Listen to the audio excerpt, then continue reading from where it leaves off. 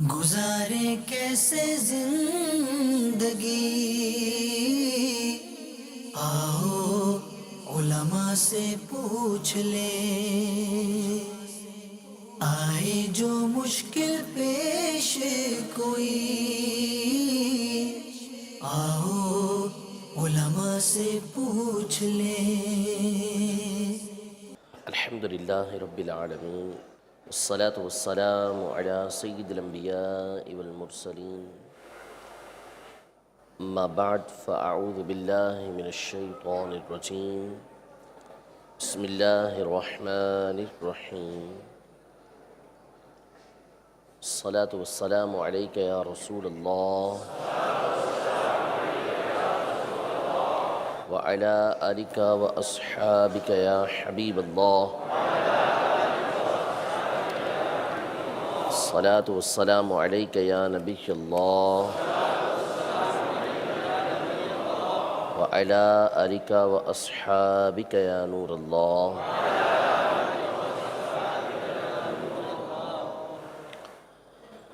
سنن نسائی میں ہے، سرکار دو عالم صلی اللہ تعالیٰ علیہ وآلہ وسلم نے اس شخص سے کہ جس نے نماز کے بعد حمد کی اللہ تبارک و تعالیٰ کی اور نبی کریم صلی اللہ تعالیٰ علیہ وسلم پر درود پاک پڑھا، ارشاد فرمایا کہ دعا مانگ قبول کی جائے گی، سوال کر تیرا سوال پورا کیا جائے گا۔ صلو علی الحبیب صلی اللہ تعالیٰ علی محمد صلی اللہ تعالیٰ علیہ وآلہ وسلم۔ الحمدللہ عز وجل فرض علوم کا سلسلہ ہے، اور اس میں ہم نے کل الحمدللہ فرض علوم کی اہمیت، فرض علوم کی تعریف، فرض علوم کی اقسام کہ کیا کیا چیزیں فرض ہیں، اور فرض علوم میں سے اہم ترین چیز عقائد کے حوالے سے کئی باتیں سننے کی سعادت حاصل کی کہ عقیدہ کس کو کہتے ہیں، عقیدے کی اہمیت کیا ہے، عقیدے کی اقسام کیا ہیں۔ یہ باتیں ہم نے کل اپنے سلسلے کے اندر بیان کی تھیں۔ ان میں سے ایک بات ضروریات دین کی تھی کہ ضروریات دین یعنی دین کی وہ ضروری باتیں، اہم باتیں کہ جن کو خاص و عام سب جانتے ہیں، یعنی علماء بھی جانتے ہیں، علماء کی صحبت میں رہنے والے افراد بھی جانتے ہیں، ان کے قریب قریب رہنے والے بھی جانتے ہیں، اور ضروریات دین کا انکار یہ کفر ہوتا ہے۔ دوسری چیز یہاں یہ ہے جو ضروریات مذہب اہل سنت کہلاتی ہیں، یعنی اہل سنت کے مذہب میں سے یہ چیز ضروری ہے، اگر وہ بندہ اس چیز پر عمل پیرا نہیں تو پھر اس صورت میں وہ دائرہ سنیت سے، سنی ہونے سے خارج ہو جائے گا۔ یہ باتیں کل کے سلسلے میں ہم نے بیان کی تھیں۔ اب انشاءاللہ تبارک و تعالی مسلسل اپنے سلسلوں کے اندر ہم مختلف موضوعات پر جو عقائد ہیں ہمارے، ان کو بیان کریں گے کہ کیا کیا عقیدے ہمارے ہونے چاہیے جن پر ایمان لانا ضروری ہے، اور کیا کیا باتیں ایسی ہیں کہ جن کے برخلاف ہمارا عقیدہ اور نظریہ یہ ہونا چاہیے۔ تو اس کی بہت ساری قسمیں ہیں کہ ہمیں کس کس چیز پر ایمان لے کر آنا ہے۔ تو سب سے بنیادی جو ایمان ہے وہ اللہ تبارک و تعالیٰ کی ذات پر ہے۔ بنیاد جو ہے وہ ایمان کی رب تبارک و تعالیٰ پر ایمان لانے کی ہے۔ اللہ تبارک و تعالیٰ پر جو ایمان لے کر آئے گا وہی دیگر تمام باتوں پر ایمان لے کر آئے گا۔ تو اللہ تبارک و تعالیٰ کی ذات پر ایمان لانا یہ سب سے ضروری ہے۔ اب اللہ تبارک و تعالیٰ پر ایمان لانے کا مطلب کیا ہے، اللہ تبارک و تعالیٰ کے بارے میں کن کن باتوں کا ہم عقیدہ رکھیں گے، کن باتوں کا ہم نظریہ رکھیں گے۔ اللہ تبارک و تعالیٰ کے بارے میں ایمان لانے پر تفصیل بیان کرنے سے پہلے چند بنیادی باتیں سماعت فرما لیجئے۔ اللہ تبارک و تعالیٰ کی ذات سے متعلق کہ اللہ تبارک و تعالیٰ نے قرآن مجید فرقان حمید میں یہ ارشاد فرمایا سورۃ الشورى کے اندر کہ لیس کمثلہ شیء، اللہ کی مثل کوئی شے نہیں، یعنی اللہ تبارک و تعالیٰ کی طرح کوئی چیز نہیں اور اللہ تبارک و تعالیٰ کسی کی طرح نہیں۔ تو یہ بنیاد ہے اس بات کی کہ اللہ تبارک و تعالیٰ کی مثل کوئی نہیں ہے اور نہ ہی اللہ تبارک و تعالیٰ کسی کی مثل ہے، یعنی اللہ تبارک و تعالیٰ جیسا کوئی نہیں اور اللہ تبارک و تعالیٰ کسی جیسا نہیں ہے۔ یہ بنیادی چیز ہے کہ جس کا ذہن میں ہونا یہ ضروری ہے۔ دوسری بات کہ جس کو آپ کہہ لیجئے کہ یہ ایک ایسی بات نبی کریم صلی اللہ تعالیٰ علیہ وآلہ وسلم نے بیان فرمائی ہے کہ اگر ہم اس بات کو ذہن نشین کر لیں اور ہمیشہ یاد رکھیں تو بہت سے لوگ جو مختلف طرح کے وسوسوں کے شکار ہوتے ہیں، طرح طرح کے ان کو وسوسے آتے ہیں اللہ تبارک و تعالیٰ کی ذات کے بارے میں، تو اولاً تو یہ عرض ہے کہ جو وسوسے کسی کو آتے ہیں تو وسوسے پر انسان کی پکڑ نہیں ہے، وسوسے انسان پر یعنی مسلمان پر، اہل ایمان پر معاف کیے گئے ہیں کہ اگر دل کے اندر کوئی بات کسی بھی طرح کی آئے تو وہ بندے پر معاف کی گئی ہے۔ حدیث پاک میں جب صحابہ کرام علیہم رضوان نے بارگاہ رسالت میں عرض کی کہ یا رسول اللہ صلی اللہ علیہ وسلم، ہماری زبان دلوں میں ایسی باتیں آتی ہیں کہ ان کو بیان کرنے کی جگہ جل جانا ہم پسند کرتے ہیں، حتیٰ کہ اللہ کے بارے میں بھی ایسی باتیں آتی ہیں، تو فرمایا ایسا ہی ہے؟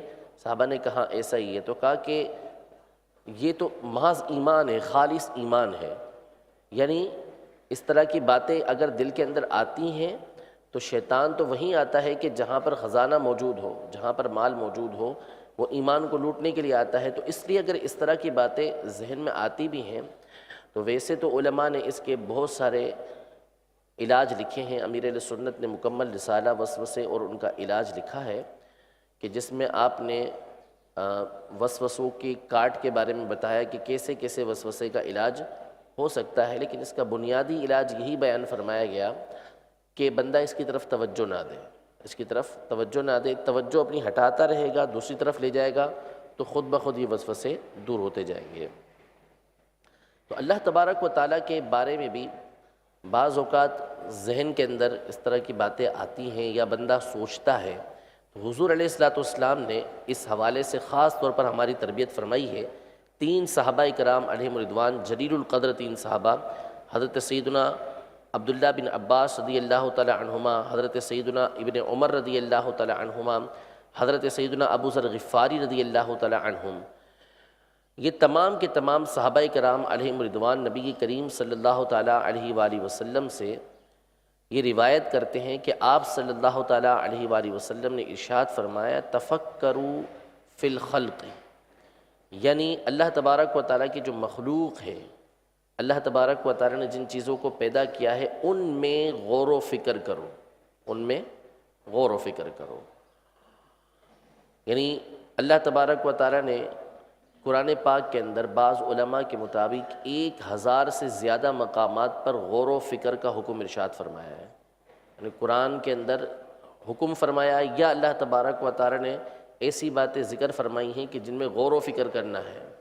غور و فکر کرنا جیسے مثال کے طور پر آسمان ہے، آسمان اللہ تبارک و تعالیٰ کی عظیم قدرتوں میں سے ایک قدرت ہے کہ اتنا بڑا آسمان اللہ تبارک و تعالیٰ نے پیدا فرمایا جس میں طرح طرح کی مخلوقات، طرح طرح کی چیزیں اللہ تبارک و تعالیٰ نے پیدا فرمائی۔ سورج کو پیدا فرمایا کہ جو ہماری زمین سے سینکڑوں گنا بڑا ہے، بڑے بڑے تارے ستارے اللہ تبارک و تعالیٰ نے پیدا فرمائے کہ جن کی مکمل طور پہ پہچان اب تک انسان نہیں کر سکا کہ اس کی تعداد کتنی ہے۔ ان میں سے بعض ستارے اللہ تبارک و تعالیٰ نے سورج سے بھی بڑے بنائے۔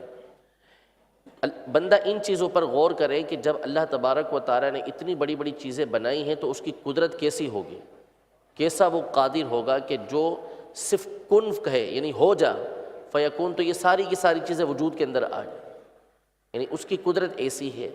اسی طرح بندہ یہ غور و فکر کرے کہ اللہ تبارک و تعالیٰ نے اتنا بڑا آسمان بنایا جو صدیوں سے ویسا ہی ہے، ہزاروں سال گزر گئے ویسا ہی ہے، اس میں کسی طرح کا کوئی رخنا نہیں آیا، کسی طرح کا کوئی رخنا نہیں آیا، کوئی ٹوٹ پھوٹ اس کے اندر نہیں آئی۔ یہ اتنا بڑا آسمان ہے، بندہ کوئی عمارت بناتا ہے، کوئی بلڈنگ بناتا ہے تو ایک اس کی ویلیڈیٹی ہوتی ہے، اس کی انتہا ہوتی ہے کہ اتنے عرصے پر جا کے اس کی خاتمہ ہو جائے گا۔ اور لیکن اللہ تبارک و تعالی نے جو آسمان بنایا اس کی آپ مضبوطی دیکھیے، اولاً تو کہ صدیاں گزر چکی ہیں لیکن اس کے اندر کوئی ٹوٹ پھوٹ نہیں ہوئی۔ دوسرا یہ کہ ہم چھوٹی سی عمارت بناتے ہیں تو اس کے لیے ہمیں ستونوں کی حاجت پڑتی ہے، جتنا ہمیں اوپر بنانا پڑے گا مضبوط ستون اتنے ہی بنانا پڑیں گے، اتنے زیادہ ستون ہمیں بڑھانا پڑیں گے۔ جیسے فیضان مدینہ ہے تو اب اس کے اوپر مزید عمارت قائم کرنا پڑے تو ہمیں ان ستونوں کو مضبوط کرنا پڑے گا۔ لیکن اللہ تبارک و تعالیٰ کی قدرت ملاحظہ فرمائیے کہ صدیوں سے آسمان ویسے کا قائم دائم ہے، اس میں کوئی ستون نہیں ہے، کوئی ستون نہیں ہے کہ جس کے ذریعے یہ آسمان ہمارے اوپر قائم ہو۔ بغیر ستونوں کے اللہ تبارک و تعالیٰ نے ہمارے اوپر یہ آسمان کو سائبان بنا کے رکھا ہوا ہے، چھت کی طرح بنا کے رکھا ہوا ہے۔ تو یہ چیز ہمیں اللہ تبارک و تعالیٰ کی قدرت کی طرف، غور و فکر کی طرف بلاتی ہے۔ اسی طرح ہم اپنے وجود پہ غور کریں کہ اللہ تبارک و تعالیٰ کی قدرت کیسی ہے، کہ اللہ تبارک و تعالیٰ نے ہمارا وجود کیسا بنایا۔ انسان اگر اپنے وجود پر غور کرے، وَفِي أَنفُسِكُمْ أَفَلَا تُبْصِرُونَ، قرآن پاک کے اندر ہے کہ تمہارے وجود کے اندر، تمہاری ذات کے اندر اللہ تبارک و تعالیٰ نے نشانیاں رکھی ہوئی ہیں تو تم غور و فکر نہیں کرتے۔ اگر انسان صرف اپنی ذات پر غور کرے تو اسے اللہ تبارک و تعالیٰ کی ذات کی جو قدرت ہے، اللہ تبارک و تعالیٰ جو قادر ہے، اس کا احساس ہوتا ہے کہ انسان اللہ تبارک و تعالیٰ کی جو قدرت ہے اس کا مظہر ہے۔ ایک ہی طرح ہمارا جسم ہے، وہی دو آنکھیں، وہی ناک، ایک دو کان ہیں، منہ کا سائز بھی تقریباً ایک جیسا ہی ہوتا ہے، کچھ اوپر نیچے ہو لیکن عمومی طور پر ایک جیسا ہوتا ہے، لیکن اس کے باوجود ہماری صورتیں مختلف ہیں۔ یعنی اللہ تبارک و تعالیٰ نے بنائی وہ چیز، لیکن اس کی قدرت دیکھیے کہ چیز ایک رکھنے کے باوجود صورت مختلف ہو جاتی ہے۔ اسی بات کو اللہ تبارک و تعالیٰ نے قرآن مجید فرقان حمید میں غور و فکر کی دعوت دیتے ہوئے ارشاد فرمایا، هُوَ الَّذِي يُصَوِّرُكُمْ فِي الْأَرْحَامِ كَيْفَ يَشَاءُ، یعنی اللہ تبارک و تعالیٰ وہ ہے جو ماؤں کے پیٹ کے اندر تمہاری صورتیں بناتا ہے۔ تو اس طرح غور و فکر کا حکم جو ہے مخلوق کے اندر قرآن پاک میں جگہ جگہ موجود ہے۔ إِنَّ فِي خَلْقِ السَّمَاوَاتِ وَالْأَرْضِ وَاخْتِلَافِ اللَّيْلِ وَالنَّهَارِ لَآيَاتٍ لِأُولِي الْأَلْبَابِ، یعنی بے شک آسمانوں اور زمینوں کو پیدا کرنے میں، اور إِنَّ فِي خَلْقِ السَّمَاوَاتِ وَالْأَرْضِ وَاخْتِلَافِ اللَّيْلِ وَالنَّهَارِ، اور دن اور رات کے بدلنے میں، دن آتا ہے، رات آتی ہے، پھر اس کے بعد دن آتا ہے، پھر رات آتی ہے، یوں بدلتے رہتے ہیں۔ اگر بندہ ان چیزوں میں غور کرے، فرمایا لآیات لأولی الالباب، کہ ان بدلنے والی چیزوں کے اندر اور زمین و آسمان کی پیدائش کے اندر بندے کے لیے نشانیاں ہیں، عقل والوں کے لیے، غور و فکر کرنے والے کے لیے اس کے اندر نشانیاں موجود ہے، کہ جب اس پہ غور کرے گا تو خود بخود اللہ تبارک و تعالیٰ کی ذات کا اس کو احساس ہوگا، اللہ تبارک و تعالیٰ کی قدرت کا اس کو احساس ہوگا۔ تو فرمائے تفکروا فی الخلق، مخلوق کے اندر غور و فکر کرو، جو چیز اللہ نے پیدا کی ہے اس میں غور و فکر کرو، نتیجہ یہ نکلے گا کہ اللہ تبارک و تعالیٰ کی ذات کا احساس ہوگا، اللہ تبارک و تعالیٰ کی رحمت کا احساس ہوگا، اللہ تبارک و تعالیٰ کی قدرت کا احساس ہوگا۔ رحمت کا احساس کیسے ہوگا؟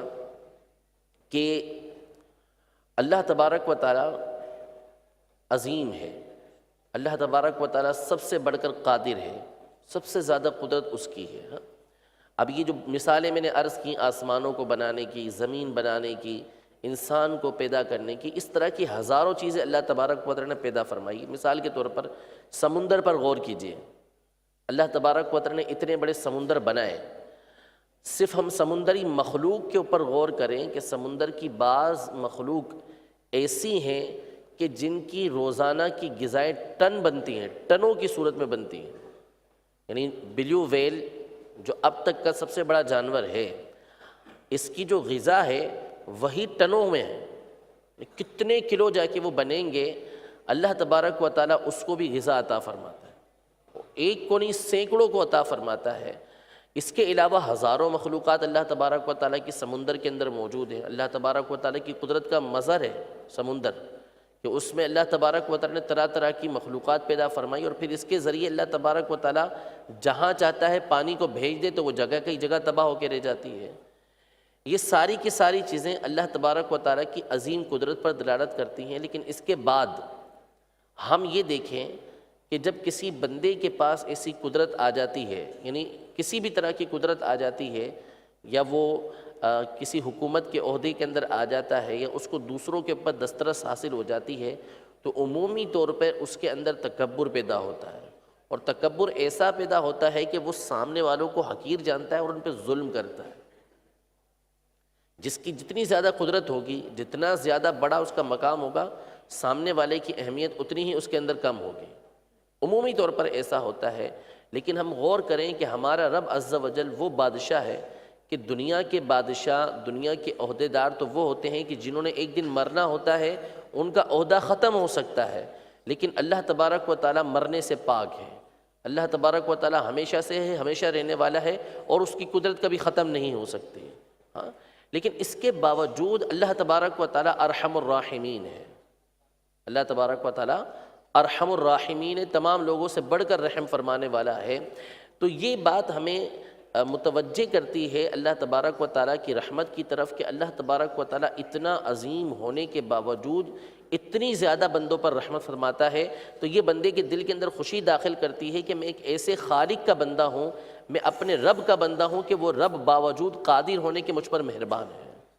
یہ ان چیزوں پر بندہ جب غور و فکر کرے گا تو اللہ تبارک و تعالیٰ کی رحمت اس کے دل کے اندر پیدا ہوگی، اللہ تبارک و تعالیٰ کی اہمیت، اللہ تبارک و تعالیٰ کی ذات کی اہمیت اس کے دل کے اندر پیدا ہوگی۔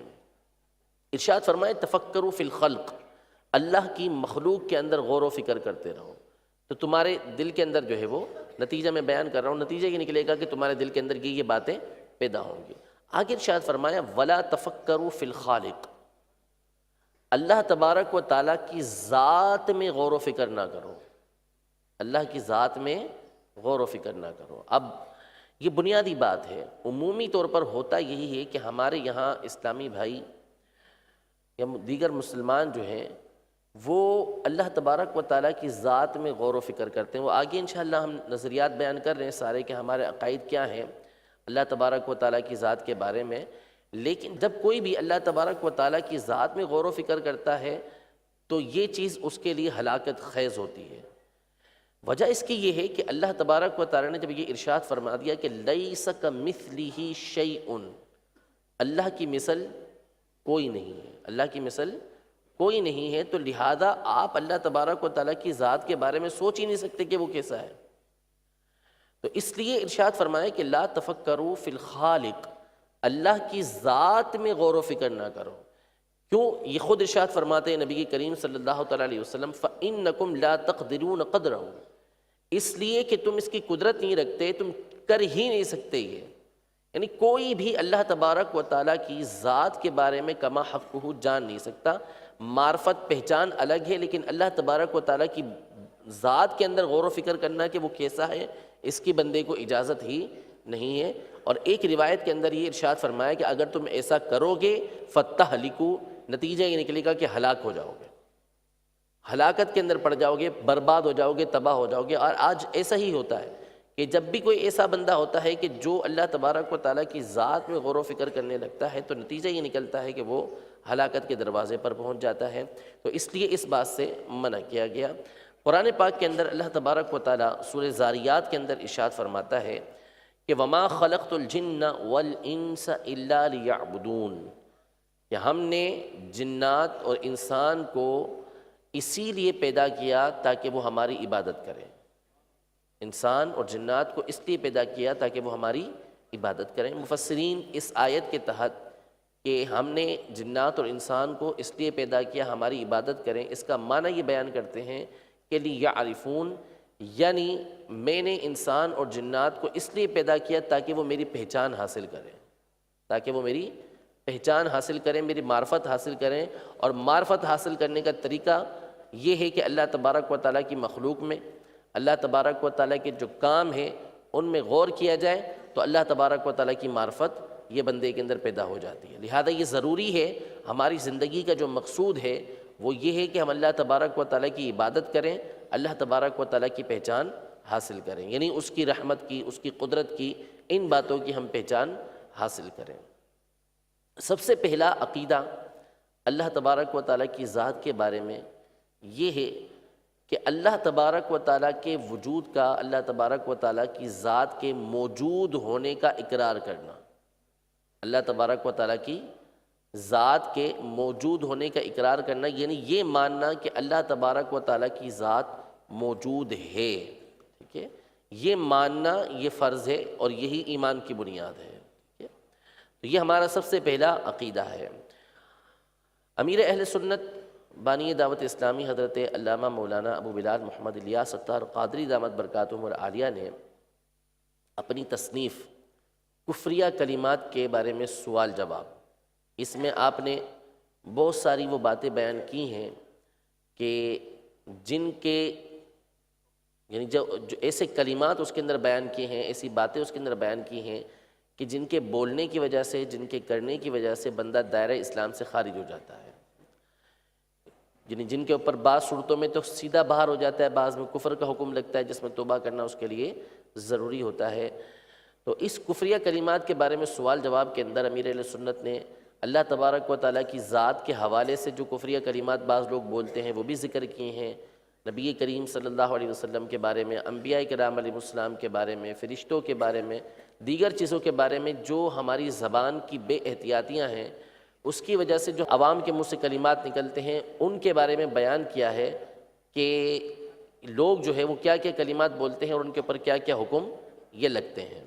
اس میں آپ نے دو کلمات بیان کیے ہیں، دو جملے بیان کیے ہیں کہ جو ہمارے اس عقیدے سے تعلق رکھتے ہیں کہ ہم پر پہلا عقیدہ یہ فرض ہے کہ اللہ تبارک و تعالیٰ کی ذات کا اقرار کرنا کہ وہ موجود ہے۔ اس حوالے سے دو جملے بہت زیادہ استعمال ہوتے ہیں کہ جو اس کے اپوزٹ ہیں، جو اس کے خلاف ہیں۔ نمبر ایک، جب مصیبت آتی ہے، پریشانی آتی ہے بندے پر، تو وہ یہ الفاظ بولتا ہے کہ اللہ ہوتا تو غریبوں کا ساتھ دیتا، یعنی وہ ذات باری تعالیٰ کا انکار کرتا ہے، اللہ تبارک و تعالیٰ کی ذات ہی کا انکار کر بیٹھا کہ ہم اتنی مصیبتوں میں ہیں، پریشانیوں میں ہیں، اگر اللہ تبارک و تعالیٰ ہوتا تو ہمارا ساتھ دیتا، غریبوں کا ساتھ دیتا۔ تو اس طرح کا جملہ یہ بولا جاتا ہے۔ اسی طرح بعض اوقات دعا قبول نہیں ہوتی یا دیگر معاملات پھنسے رہتے ہیں ہمارے، تو اس وقت یہ جملہ بولا جاتا ہے کہ اللہ ہوتا تو ضرور سنتا، نعوذ باللہ من ذالک۔ یہ دونوں کے دونوں جملے کفر ہیں اور بندہ یہ بولتے ہی دائرہ اسلام سے خارج ہو جاتا ہے، کیونکہ اس نے اللہ کے وجود ہی کا انکار کر دیا۔ اب یہ ایک الگ معاملہ ہے، یعنی پریشانیاں، مصیبتیں آنا یہ ایک الگ ٹاپک ہے کہ ہماری زندگی جو ہے وہ چونکہ ایک آزمائش ہے، ہمیں دنیا کے اندر آزمانے ہی کے لیے اللہ تبارک و تعالیٰ نے بھیجا ہے، تو اس لیے پریشانیاں، مصیبتیں آتی ہیں۔ لیکن حدیث پاک کے اندر ہے کہ کل بروز قیامت جب بندہ یہ پریشانیاں دیکھے گا، مصیبتیں دیکھے گا، تو تمنا کرے گا کہ کاش اس کا جسم جو ہے وہ کینچیوں سے کاٹا جاتا۔ یعنی ان پریشانیوں کی جب جزا اللہ تبارک و تعالیٰ کی بارگاہ میں دیکھے گا، انعامات دیکھے گا، تو تمنا کرے گا کہ دنیا کے اندر اس کا جسم کینچیوں سے کاٹ دیا جاتا اور اس کا بدلہ ہمیں حاصل ہوتا۔ تو اللہ تبارک و تعالیٰ ضرور ہے اور اللہ تبارک و تعالیٰ غریبوں کا ساتھ بھی دیتا ہے، لیکن اس کے تمام کاموں کے اندر اللہ اس کی حکمتیں ہوتی ہیں، ٹھیک ہے۔ تو یہ دو جملے ہمارے یہاں عام طور پہ استعمال ہوتے ہیں کہ اللہ ہوتا تو غریبوں کا ساتھ دیتا، اللہ ہوتا تو ضرور سنتا۔ یہ دونوں کے دونوں کلمات کفر ہیں۔ جس نے یہ الفاظ بولے اس پر توبہ کرنا لازم، تجدید ایمان کرنا لازم، اور نکاح والا ہے تو اس پر تجدید نکاح کرنا یہ ضروری ہے۔ اللہ تبارک و تعالیٰ کے وجود پر بہت ساری دلیلیں موجود ہیں کہ اللہ تبارک و تعالیٰ کی ذات موجود ہے۔ علماء نے کئی کتابیں اس موضوع پہ لکھی ہیں، امام غزالی رحمۃ اللہ تعالیٰ علیہ نے کئی کتابیں لکھی اس موضوع کے اوپر، جس میں آپ نے اللہ تبارک و تعالیٰ کے وجود کے اوپر، موجود ہونے پر دلیلیں دی ہیں کہ اللہ تبارک و تعالیٰ موجود ہے۔ ایک واقعہ پہلے بھی بیان کیا گیا تھا، بہت پیارا واقعہ ہے کہ جو ہمیں سمجھانے کے لیے امام اعظم ابو حنیفہ رضی اللہ تعالیٰ عنہ نے بیان فرمایا کہ ایک مرتبہ ایک دہریہ، یعنی دہریے وہ لوگ ہوتے ہیں کہ جو اللہ تبارک و تعالیٰ کے وجود کا انکار کرتے ہیں، وہ اللہ تبارک و تعالیٰ کی ذات کو نہیں مانتے، وہ نہیں تسلیم کرتے کہ اللہ تبارک و تعالیٰ موجود ہے۔ اس کا امام اعظم سے مناظرہ طے ہوا کہ اس کا کہنا تھا کہ اللہ تبارک و تعالیٰ موجود نہیں ہے، کہ امام اعظم اور مسلمانوں کا جو عقیدہ ہے وہ یہی ہے کہ اللہ تبارک و تعالیٰ کی ذات موجود ہے۔ تو اس سے مناظرہ طے ہو گیا کہ ٹھیک ہے کہ فلاں دن فلاں جگہ پر ہم جمع ہوں گے اور اس موضوع پر گفتگو کریں گے۔ تو طے ہو گیا، وقت طے ہو گیا۔ امام اعظم ابو حنیفہ رضی اللہ تعالیٰ عنہ جو وقت طے ہوا تھا اس وقت سے کچھ دیر وہاں کے بعد وہاں پر پہنچے، بلکہ کافی دیر ہو گئی، اس کے بعد آپ وہاں پر پہنچے۔ جب آپ وہاں پہنچے تو ایک جھمگٹا لگا ہوا تھا۔ دہریے نے کہا کہ مناظرہ تو ہمارا بعد میں ہوگا، پہلے آپ یہ ارشاد فرمائیے کہ آپ مسلمانوں کے اتنے بڑے امام ہیں اور آپ نے آتے ہی سب سے پہلا یہ کام کیا ہے کہ آپ اتنا لیٹ ہو چکے ہیں، تو آپ کو وقت کی پابندی کرنی چاہیے تھی۔ امام اعظم ابو حنیفہ رضی اللہ تعالیٰ عنہ نے سمجھانے کے لیے، ایسی باتیں سمجھانے کے لیے بیان کی جا سکتی ہیں، سمجھانے کے لیے یہ ارشاد فرمایا کہ جس وقت میں تم سے مناظرے کے لیے آ رہا تھا، گفتگو کے لیے آ رہا تھا، تو راستے میں دریا آ پڑا۔ اب میں دریا کے کنارے پر پہنچا تو میں نے دیکھا کہ کوئی کشتی والا موجود نہیں ہے کہ میں اس میں بیٹھ کر دریا پار کر سکوں۔ میں انتظار کر رہا تھا تو میں نے ایک عجیب معاملہ دیکھا کہ دریا کے کنارے ایک درخت تھا جو خود بخود کٹ گیا۔ کٹنے کے بعد اس کی لکڑیاں الگ الگ ہوئیں، الگ الگ ہونے کے بعد اس کے تختے بننا شروع ہوئے، تختے بننے کے بعد وہ خود بخود تختے آپس میں جڑنا شروع ہو گئے، جڑنا شروع ہوئے، اس کے بعد یہ کشتی بن گئی خود بخود۔ اس کے بعد خود ہی وہ پانی کے اندر اتری، پانی میں اتر کر میں اس میں بیٹھا، وہ خود بخود چلتی ہوئی مجھے دریا کے دوسرے کنارے پر لے آئی، پھر میں تمہارے پاس آ گیا۔ تو وہ دہریہ ہنسنے لگا اور کہنے لگا کہ آپ مسلمانوں کے اتنے بڑے پیشوا ہیں، اتنے بڑے امام ہیں، مقتدا ہیں، اور آپ یہ کسی بچوں والی باتیں کر رہے ہیں کہ کبھی ایسا ہوتا ہے کہ درخت خود بخود کٹ جائے، اس کے تختے بھی خود بخود بننا شروع ہو جائیں، آپس میں جڑنا شروع ہو جائیں، پھر کشتی خود بخود سمندر کے دریا کے اندر اترے اور چلنا شروع ہو جائے، آپ جھوٹ بول رہے ہیں، یہ بات درست نہیں ہے۔ تو امام اعظم نے فرمایا کہ تمہاری اسی بات سے اللہ تبارک و تعالیٰ کا وجود ثابت ہو گیا۔ یعنی جس طرح ایک چھوٹی سی کشتی اپنے بننے کے لیے اتنی چیزوں کی محتاج ہے، چھوٹی سی کشتی اتنی چیزوں کی محتاج ہے کہ سب سے پہلے درخت کاٹنے والا چاہیے، پھر اس کاٹنے کے بعد اس کے تختے بنانے والا چاہیے، تختے بنانے کے بعد اس کو جوڑنے والا چاہیے، جوڑنے والے کے بعد اس کو دریا کے اندر اتارنے والا چاہیے، اتارنے کے بعد اس کو چلانے والا چاہیے۔ جب ایک کشتی کے لیے اتنے افراد چاہیے تو اتنی بڑی کائنات بغیر کسی خالق کے کیسے چل سکتی ہے؟ تو کوئی نہ کوئی خالق موجود ہے کہ جس کی قدرت ایسی ہے کہ جس کی وجہ سے یہ سارا کا سارا نظام چل رہا ہے۔ تو جو میں نے ابتدا میں عرض کی کہ تفکروا فی الخلق، اللہ کی مخلوق میں غور کرو، تو خود بخود اللہ تبارک و تعالیٰ کے وجود کا احساس ہوگا کہ یعنی ایک ہی درخت ہوتا ہے، ایک جگہ ہوتی ہے، اس میں آپ جس طرح کا بیج ڈال دیں اللہ تبارک و تعالیٰ اسی انداز کا پھل پیدا فرما دیتا ہے۔ پھر اسی درخت پر بہترین پھل بھی پیدا ہوتے ہیں اور بعض اوقات وہ پھل خراب بھی ہوتے ہیں، کبھی میٹھے ہوتے ہیں، کبھی کس طرح کے ہوتے ہیں۔ تو یہ ساری کی ساری چیزیں جو ہیں وہ ہمیں اللہ تبارک و تعالیٰ کی معرفت پیدا کرتی ہیں، اللہ تبارک و تعالیٰ کی اہمیت کو، اس کی ذات کا احساس ہمارے دل کے اندر پیدا کرتی ہیں۔ تو اللہ تبارک و تعالیٰ کے بارے میں سب سے پہلا عقیدہ یہ ہے کہ اس کے وجود کا اقرار کرنا ضروری ہے کہ اللہ تبارک و تعالیٰ موجود ہے۔ دوسری بات، اللہ تبارک و تعالیٰ ایک ہے، اس کا کوئی شریک نہیں۔ اللہ تبارک و تعالیٰ ایک ہے، اس کا کوئی شریک نہیں، اور اس کا بیان سورہ اخلاص کے اندر موجود ہے، قل هو اللہ احد، اللہ ایک ہے۔ اسی طرح جب ہم کلمہ پڑھتے ہیں تو اس میں بھی ہے لا الہ الا اللہ، کہ کوئی معبود نہیں سوائے اللہ کے، یعنی ایک اللہ ہی معبود ہے۔ اللہ تبارک و تعالیٰ کا کوئی شریک نہیں ہے، ٹھیک ہے۔ اولاً تو شرک کا معنی سماعت فرما لیجیے کہ شرک کہتے کس کو ہیں۔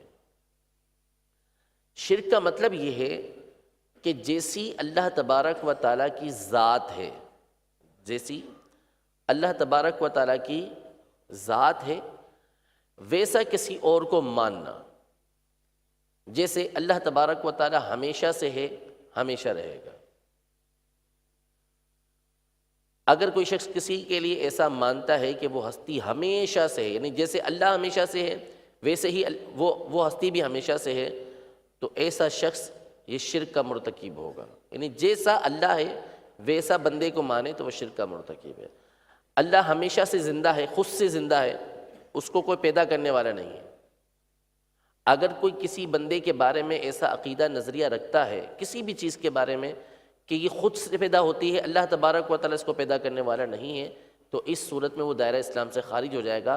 کیوں؟ اس لیے کہ اس نے اللہ تبارک و تعالیٰ کی مثل کسی کو مانا ہے۔ اسی طرح اللہ تبارک و تعالیٰ کی صفات میں، صفات یعنی جیسے سننا ہے، دیکھنا ہے، بولنا ہے، یا کوئی کام کرنا ہے، تو جو صفات ہوتی ہیں بندے کی، دیکھنے کی صفات ہو گئی، سننے کی صفات ہو گئی، کوئی کام کرنا ہو گیا، ان کو صفات بولتے ہیں۔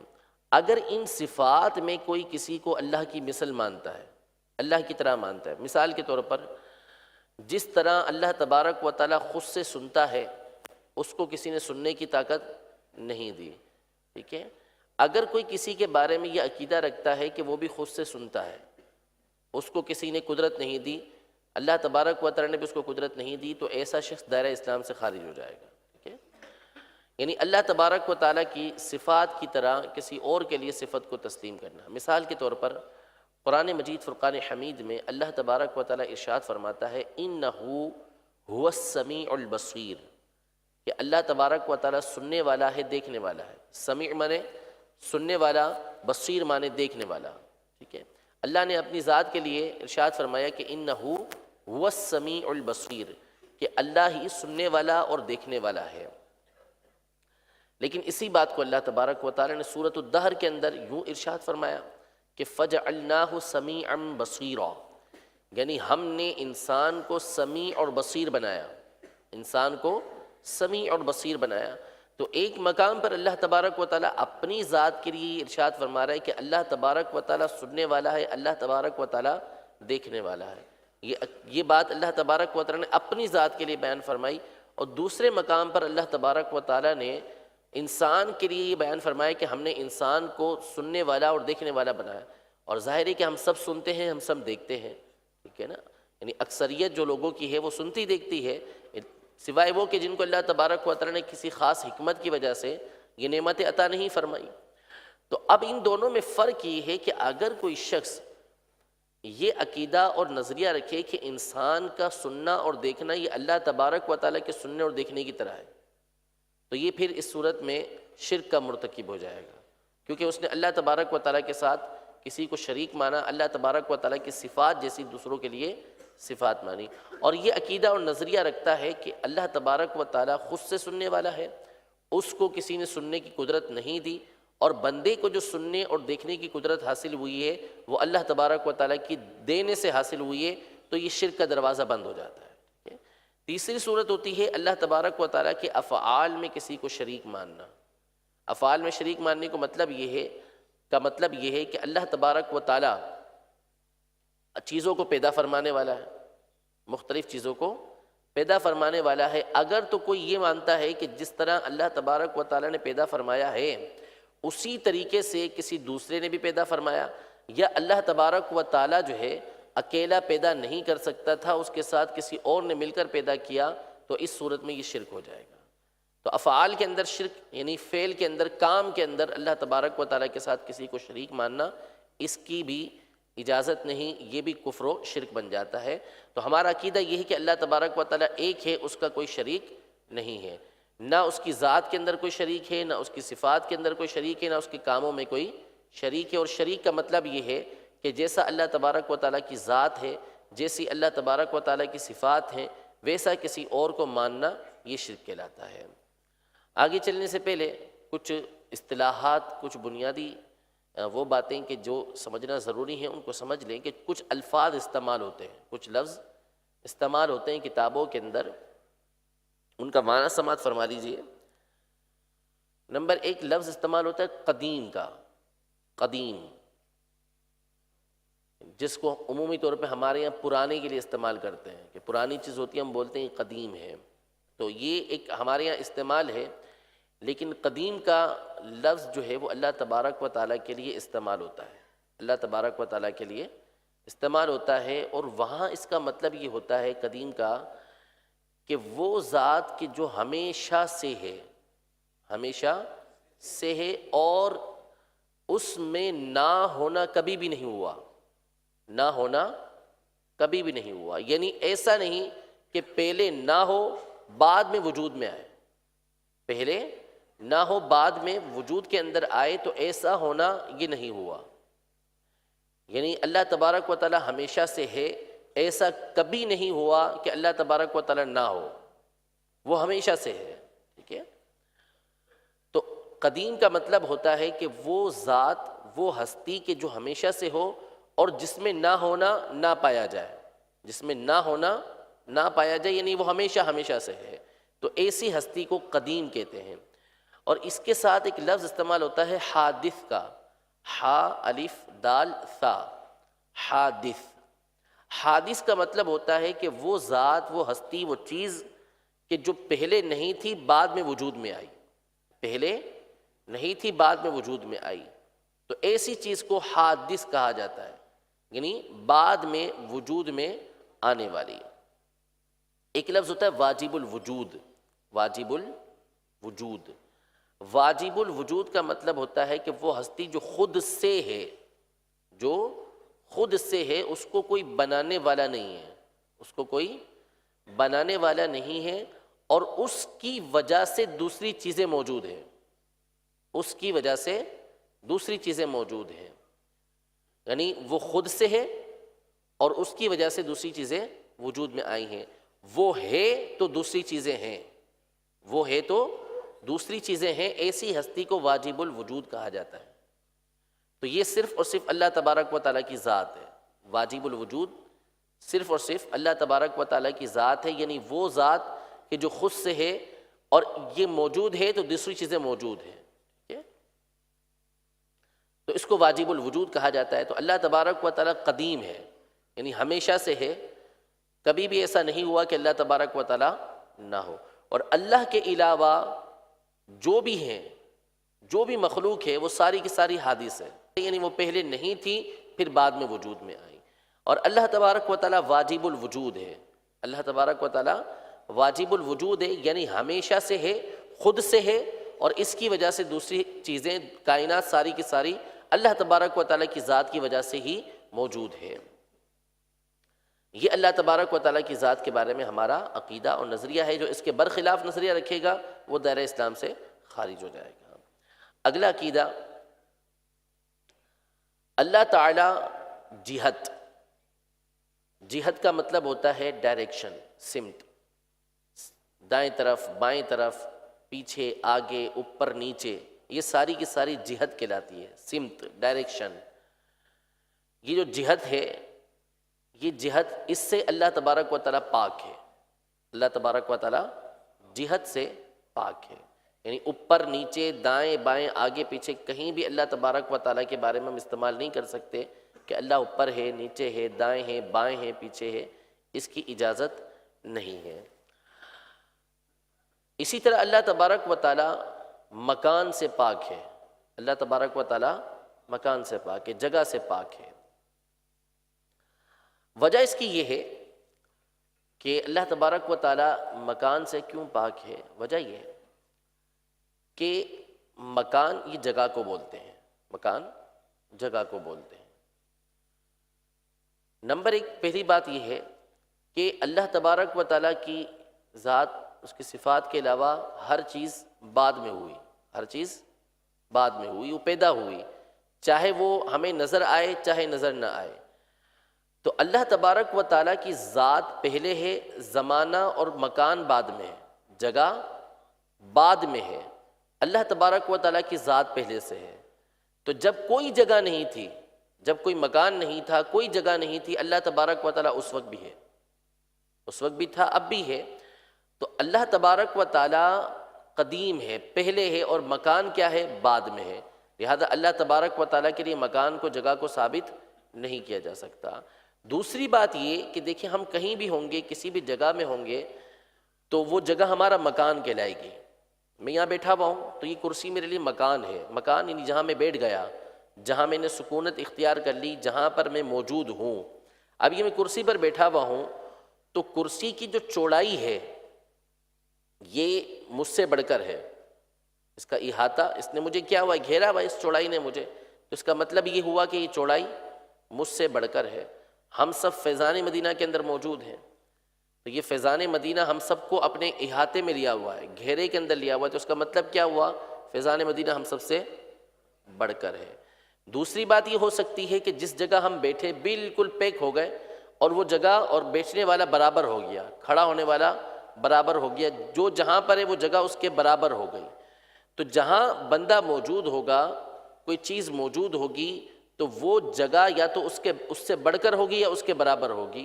اللہ تبارک و تعالیٰ کے نہ تو کوئی برابر ہے، نہ کوئی اللہ تبارک و تعالیٰ سے بڑھ کر ہے۔ اللہ تبارک و تعالیٰ کو نعوذ باللہ اگر کسی مکان کے اندر، کسی جگہ کے اندر مانا گیا تو نتیجہ یہ نکلے گا کہ یا تو آپ اس مکان کو، اس جگہ کو اللہ تبارک و تعالیٰ کے برابر مانیں گے یا اللہ تبارک و تعالیٰ سے بڑھ کر مانیں گے، اور یہ دونوں کی دونوں چیزیں کفر و شرک ہیں۔ لہذا اللہ تبارک و تعالیٰ مکان سے، جگہ سے پاک ہے۔ اسی طرح زمانے سے پاک ہے کہ اللہ تبارک و تعالیٰ ہمیشہ سے ہے، ہمیشہ رہے گا، زمانہ بعد میں وجود میں آیا۔ اسی طرح اللہ تبارک و تعالیٰ شکل و صورت سے پاک ہے۔ اللہ تبارک و تعالیٰ شکل و صورت سے پاک ہے۔ اب یہ ابتدا میں نے عرض کر دیا کہ تفکروا فی الخلق ولا تفکروا فی الخالق، ہمیں اللہ کی مخلوقات کے اندر غور کرنا ہے، اللہ تبارک و تعالیٰ کی ذات میں غور نہیں کرنا۔ اب اللہ تبارک و تعالیٰ شکل و صورت سے پاک ہے، کیا ہے یہ ہمیں غور و فکر کرنے کی اجازت نہیں ہے۔ قرآن پاک میں ارشاد فرمایا کہ لا تدرکہ الابصار وہو یدرک الابصار، کہ ہماری آنکھیں اللہ تبارک و تعالیٰ کا احاطہ نہیں کر سکتی، اللہ تبارک و تعالیٰ ہمارا احاطہ کرتا ہے۔ ٹھیک ہے؟ اللہ تبارک و تعالیٰ ہمیں جانتا ہے، ہم اللہ تبارک و تعالیٰ کی جو کما حقہ پہچان ہے ایک تو وہ حاصل نہیں کر سکتے، تو اس لیے ہمیں غور و فکر کی اجازت نہیں ہے۔ اللہ تبارک و تعالیٰ شکل و صورت سے پاک ہے، وہ سنتا ہے، اس کا سننا وہ خود جانتا ہے کہ وہ کیسے سنتا ہے، وہ گفتگو کرتا ہے، وہ کلام کرتا ہے، وہ خود جانتا ہے کہ اس کا کلام کیسا ہے، وہ دیکھتا ہے، وہ خود جانتا ہے کہ اس کا دیکھنا کیسا ہے، اس کا دیکھنا، سننا، بولنا یہ اس طرح ہماری طرح نہیں ہے کہ ہم آنکھوں سے دیکھتے ہیں تو نعوذ باللہ اللہ کی آنکھیں ہوں، ایسا نہیں۔ ہم کانوں سے سنتے ہیں، نعوذ باللہ اللہ کے کان ہوں، ایسا نہیں۔ ہم زبان سے گفتگو کرتے ہیں، نعوذ باللہ اللہ کی زبان ہو، ایسا نہیں ہے۔ یہ تمام چیزوں سے اللہ تبارک و تعالیٰ پاک ہے، اللہ تبارک و تعالیٰ کے لیے یہ چیزیں نہیں ہیں۔ اس حوالے سے چند جملے ہمارے معاشرے کے اندر استعمال ہوتے ہیں کہ جن میں بعض کفریہ بنتے ہیں اور بعض سخت ناجائز و حرام ہوتے ہیں۔ ایک تو ہمارے یہاں عمومی طور پر یہ جملہ استعمال ہوتا ہے کہ اللہ تبارک و تعالیٰ ہر جگہ موجود ہے، اللہ تبارک و تعالیٰ ہر جگہ پر موجود ہے، اور اگر بالفرض یعنی ایک ایسا جملہ ہے کہ اگر کوئی اس کا انکار کرے اور کسی کو سمجھانے کے لیے جائے تو سامنے والا شاید لڑنے مرنے کے لیے تیار ہو جائے گا، حالانکہ یہ جملہ درست نہیں ہے۔ اللہ تبارک و تعالیٰ کے لیے اس طرح کا جملہ مطلقاً استعمال کرنا یہ غلط ہے، نہیں استعمال کر سکتے، اور یہ کفر کی صورت بنتی ہے۔ اللہ تبارک و تعالیٰ جگہ سے پاک ہے، اللہ تبارک و تعالیٰ جگہ سے پاک ہے، مکان سے پاک ہے۔ آپ نے کہا اللہ تبارک و تعالیٰ ہر جگہ موجود ہے، تو نعوذ باللہ آپ نے اللہ کے لیے جگہ تسلیم کر لی کہ ہر جگہ پر اللہ تبارک و تعالیٰ موجود ہے۔ اس طرح کا جملہ استعمال کرنا یہ کفر بنتا ہے۔ اللہ تبارک و تعالیٰ کے لیے جب اس طرح کا لفظ استعمال کیا جائے گا، جملہ استعمال کیا جائے گا، تو یوں استعمال کیا جائے گا کہ اللہ تبارک و تعالیٰ کا علم، اللہ تبارک و تعالیٰ کی قدرت ہر جگہ پر موجود ہے، اللہ تبارک و تعالیٰ کا علم اور اس کی قدرت ہر جگہ پر موجود ہے، یا اللہ تبارک و تعالیٰ علم و قدرت کے ساتھ ہر جگہ پر موجود ہے، تاکہ اللہ تبارک و تعالیٰ کے لیے جسم کی، مکان کی نفی ہو سکے، اس کا انکار ہو سکے۔ تو اللہ تبارک و تعالیٰ جسم سے، جسمانیت سے، جگہ سے پاک ہے، اس لیے یہ جملہ استعمال نہیں کر سکتے کہ اللہ تبارک و تعالیٰ ہر جگہ موجود ہے۔ اور اگر نعوذ باللہ کسی کا یہ نظریہ ہے کہ اللہ تبارک و تعالیٰ یہاں بھی ہے، یہاں بھی ہے، یہاں بھی ہے، یہاں بھی ہے، یعنی جگہ مانتا ہے، تو اس صورت میں وہ دائرہ اسلام سے خارج ہو جائے گا۔ تو اس لیے اس طرح کا جملہ استعمال کرنے کی اجازت یہ نہیں ہے۔ اسی طرح امیر اہل سنت نے چند اور جملے اپنی کتاب کفریہ کلمات کے بارے میں سوال جواب کے اندر لکھے ہیں۔ نمبر 1، روزی دینے والا یا انصاف کرنے والا اوپر بیٹھا ہے، یعنی بعض اوقات یہ بڑے تفاخر کے ساتھ اور گویا کہ اپنے توکل کے اظہار کے لیے جملہ استعمال کیا جاتا ہے کہ جب کسی سے کہا جائے کہ تم پریشان ہو جاؤ گے، یہ کرو گے، کام کہاں کرو گے، تو کہے گا روزی دینے والا اوپر بیٹھا ہے۔ تو وہ گویا کہ اللہ تبارک و تعالیٰ کے اوپر اپنے توکل کا اظہار کر رہا ہوتا ہے، لیکن بولتے بولتے جملہ غلط بول گیا کہ اللہ تبارک و تعالیٰ کے لیے اولاً تو بیٹھنے کا لفظ ہی استعمال نہیں کر سکتے۔ اللہ تبارک و تعالیٰ بیٹھنے سے پاک ہے، بیٹھتا وہ ہے کہ جس کا کوئی جسم ہو، بیٹھتا وہ ہے جس کا کوئی جسم ہو، اللہ تبارک و تعالیٰ اس سے پاک ہے۔ نمبر دو، اس میں اللہ تبارک و تعالیٰ کے لیے ڈائریکشن، جہت کو ثابت کیا گیا کہ اللہ تبارک و تعالیٰ اوپر ہے، اور اللہ تبارک و تعالیٰ کو اوپر ماننا یعنی اللہ تبارک و تعالیٰ کا نعوذ باللہ کوئی اوپر گھر ہے، جیسا کہ بعض لوگ اس طرح اپنے بچوں کو سمجھاتے بھی ہیں، تو یہ کفر ہے۔ ہاں، یہ ایک الگ بات ہے کہ بعض اوقات یہ جملہ استعمال کیا جاتا ہے اوپر والا، اوپر والا یہ جملہ استعمال کیا جاتا ہے، تو اس کو بھی استعمال کرنے سے علماء نے منع فرمایا۔ ہاں، اگر کسی کی نیت یہ ہے اوپر والے سے کہ اللہ تبارک و تعالیٰ قدرت والا ہے، جیسے اوپر والا آفیسر، اوپر والا آفیسر ہم بولتے ہیں نا کہ جس کا جتنا گریڈ بڑا ہوگا اس کو ہم اوپر والا بولتے ہیں، اس لحاظ سے کہ اس کی قدرت زیادہ ہے، اس کی قدرت زیادہ ہے۔ اس نیت سے اگر کسی نے اوپر والا بولا تو اس میں کفر نہیں بنے گا، اس لحاظ سے کفر نہیں بنے گا، لیکن اس جملے کو استعمال کرنے سے منع کیا جائے گا کہ اللہ تبارک و تعالیٰ کے لیے ایسا جملہ استعمال نہ کیا جائے۔ اور اگر اوپر والے سے مراد، جیسا کہ عمومی طور پر ہمارے یہاں پر یہی لیا جاتا ہے کہ اللہ تبارک و تعالیٰ کا نعوذ باللہ گھر اوپر ہے یا وہ اوپر رہتا ہے، تو اس صورت میں یہ کفر ہو جائے گا۔ اگلا عقیدہ اللہ تبارک و تعالیٰ کی ذات کے حوالے سے کہ اللہ تعالیٰ سمیع اور بصیر ہے، اللہ تعالیٰ سمیع اور بصیر ہے، یعنی سننے والا اور دیکھنے والا ہے۔ اب اس کی وضاحت میں نے کر دی آپ کے سامنے کہ اللہ تبارک و تعالیٰ کس طرح سننے والا ہے، کس طرح دیکھنے والا ہے۔ وہ ہمیشہ سے سننے والا ہے، ہمیشہ سے وہ دیکھنے والا ہے، لیکن اس کا سننا دیکھنا وہ خود جانتا ہے کہ وہ کیسے سنتا ہے، کیسے دیکھتا ہے۔ اور انسان کو جو اس نے سننے والا بنایا ہے تو وہ اللہ تبارک و تعالیٰ کی قدرت ہے، اللہ تبارک و تعالیٰ کے دیے سے ہے۔ انسان خود سے سن دیکھ نہیں سکتا، اللہ تبارک و تعالیٰ کی دی ہوئی قدرت سے دیکھ سکتا ہے اور سن سکتا ہے۔ یہاں پر آگے بڑھنے سے قبل یہ میں وضاحت کرتا چلوں کہ بعض لوگ اس حوالے سے بڑے پریشان ہوتے ہیں کہ بعض لفظ ہوتے ہیں مشترک، مشترک لفظ ہوتے ہیں، یعنی کہ مختلف افراد کے لیے وہ استعمال ہوتے ہیں، مختلف چیزوں کے لیے استعمال ہوتے ہیں۔ جیسے عربی زبان کے اندر ایک لفظ استعمال ہوتا ہے عین کے نام سے، عین، یعنی جو عین غین ہم پڑھتے ہیں نا، تو اس میں ایک لفظ ہے عین۔ یہ عین کے مختلف معنی ہوتے ہیں۔ عین چشمے کو بھی بولتے ہیں، پانی کا جو چشمہ ہوتا ہے اس کو بھی بولتے ہیں۔ عین سورج کو بھی بولتے ہیں۔ عین جو ہمارا جسم ہے، ہماری ذات ہے، اس کو بھی بولتے ہیں عین۔ مختلف معنی اس کے موجود ہیں عین کے، تو اس کو مشترک لفظ بولتے ہیں۔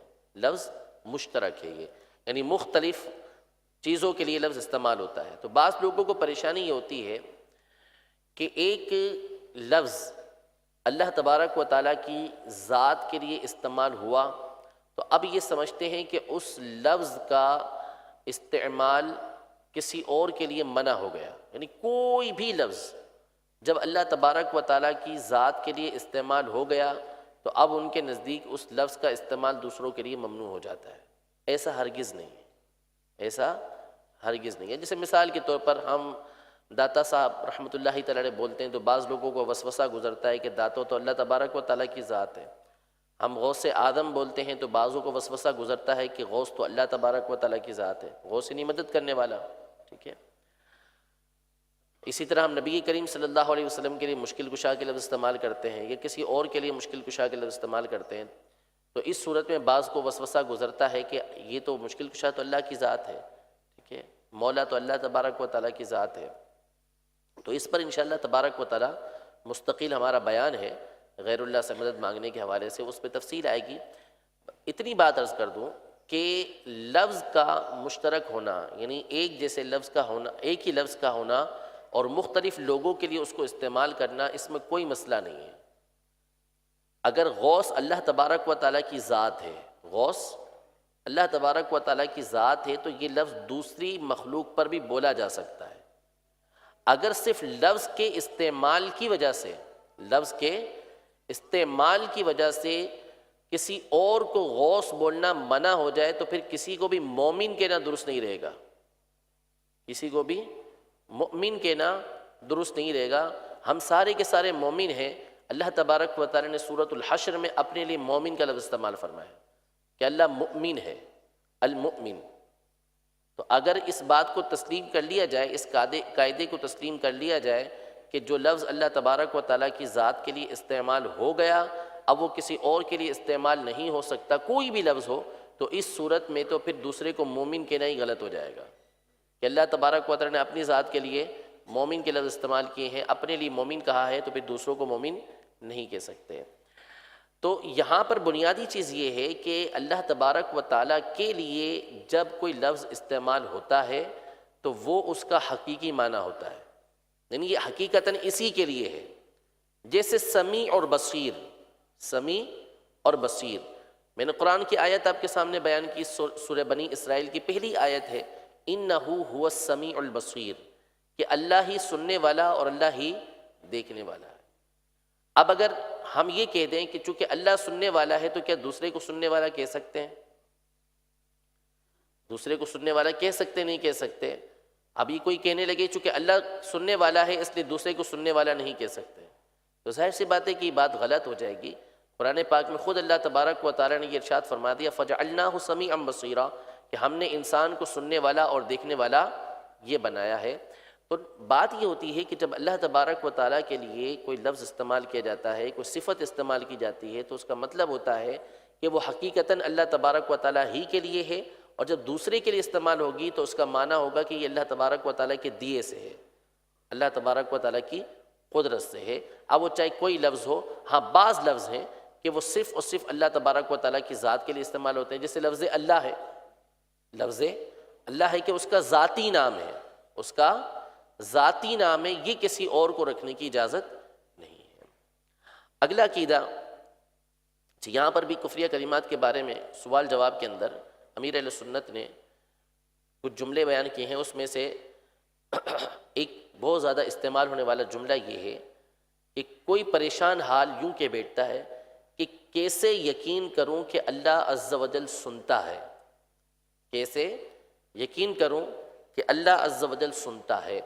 تو یہ کہنا کفر ہے، کیونکہ یہ قرآن کی واضح آیتوں کا انکار ہے کہ اللہ تبارک و تعالیٰ نے خود اپنے لیے بیان فرمایا کہ اِنَّهُ هُوَ السَّمِيعُ الْبَصِيرُ، اللہ تبارک و تعالیٰ سننے والا ہے، اللہ تبارک و تعالیٰ دیکھنے والا ہے۔ اب یہ کہہ رہا ہے کہ میں کیسے یقین کروں، تو اس کا مطلب ہے کہ وہ اللہ تبارک و تعالیٰ کی بات کو جھٹلا رہا ہے کہ اللہ تبارک و تعالیٰ تو یہ ارشاد فرما رہا ہے کہ میں سننے والا ہوں، لیکن یہ کہتا ہے کہ میں یقین نہیں کرتا، تو گویا کہ اس نے اللہ تبارک و تعالیٰ کی بات کو جھٹلا دیا، اور جو اللہ تبارک و تعالیٰ کی بات کو جھٹلائے وہ دائرہ اسلام سے خارج ہو جاتا ہے۔ اگلا عقیدہ یہ ہے کہ اللہ تعالیٰ بھول سے پاک ہے، اللہ تعالیٰ بھول سے پاک ہے۔ سورہ طٰہٰ کی آیت نمبر 52 میں 52 میں اللہ تبارک و تعالیٰ ارشاد فرماتا ہے لا یضل ربی ولا ینسا، یعنی میرا رب نہ بہکے نہ بھولے، یعنی بہکنے سے بھی، بھٹکنے سے بھی پاک ہے اور بھولنے سے بھی پاک ہے۔ تو اللہ تبارک و تعالیٰ کسی چیز کو کبھی بھول نہیں سکتا، یہ محال ہے، ایسا ہو ہی نہیں سکتا کہ اللہ تبارک و تعالیٰ کسی چیز کو بھول جائے۔ تو یہ عقیدہ رکھنا ضروری ہے کہ اللہ تبارک و تعالیٰ بھول سے پاک ہے۔ ہمارے یہاں اس حوالے سے بھی بعض جملے اس طرح کے استعمال ہوتے ہیں کہ اللہ تبارک و تعالیٰ کے لیے اس میں بھول کا لفظ استعمال کیا جاتا ہے۔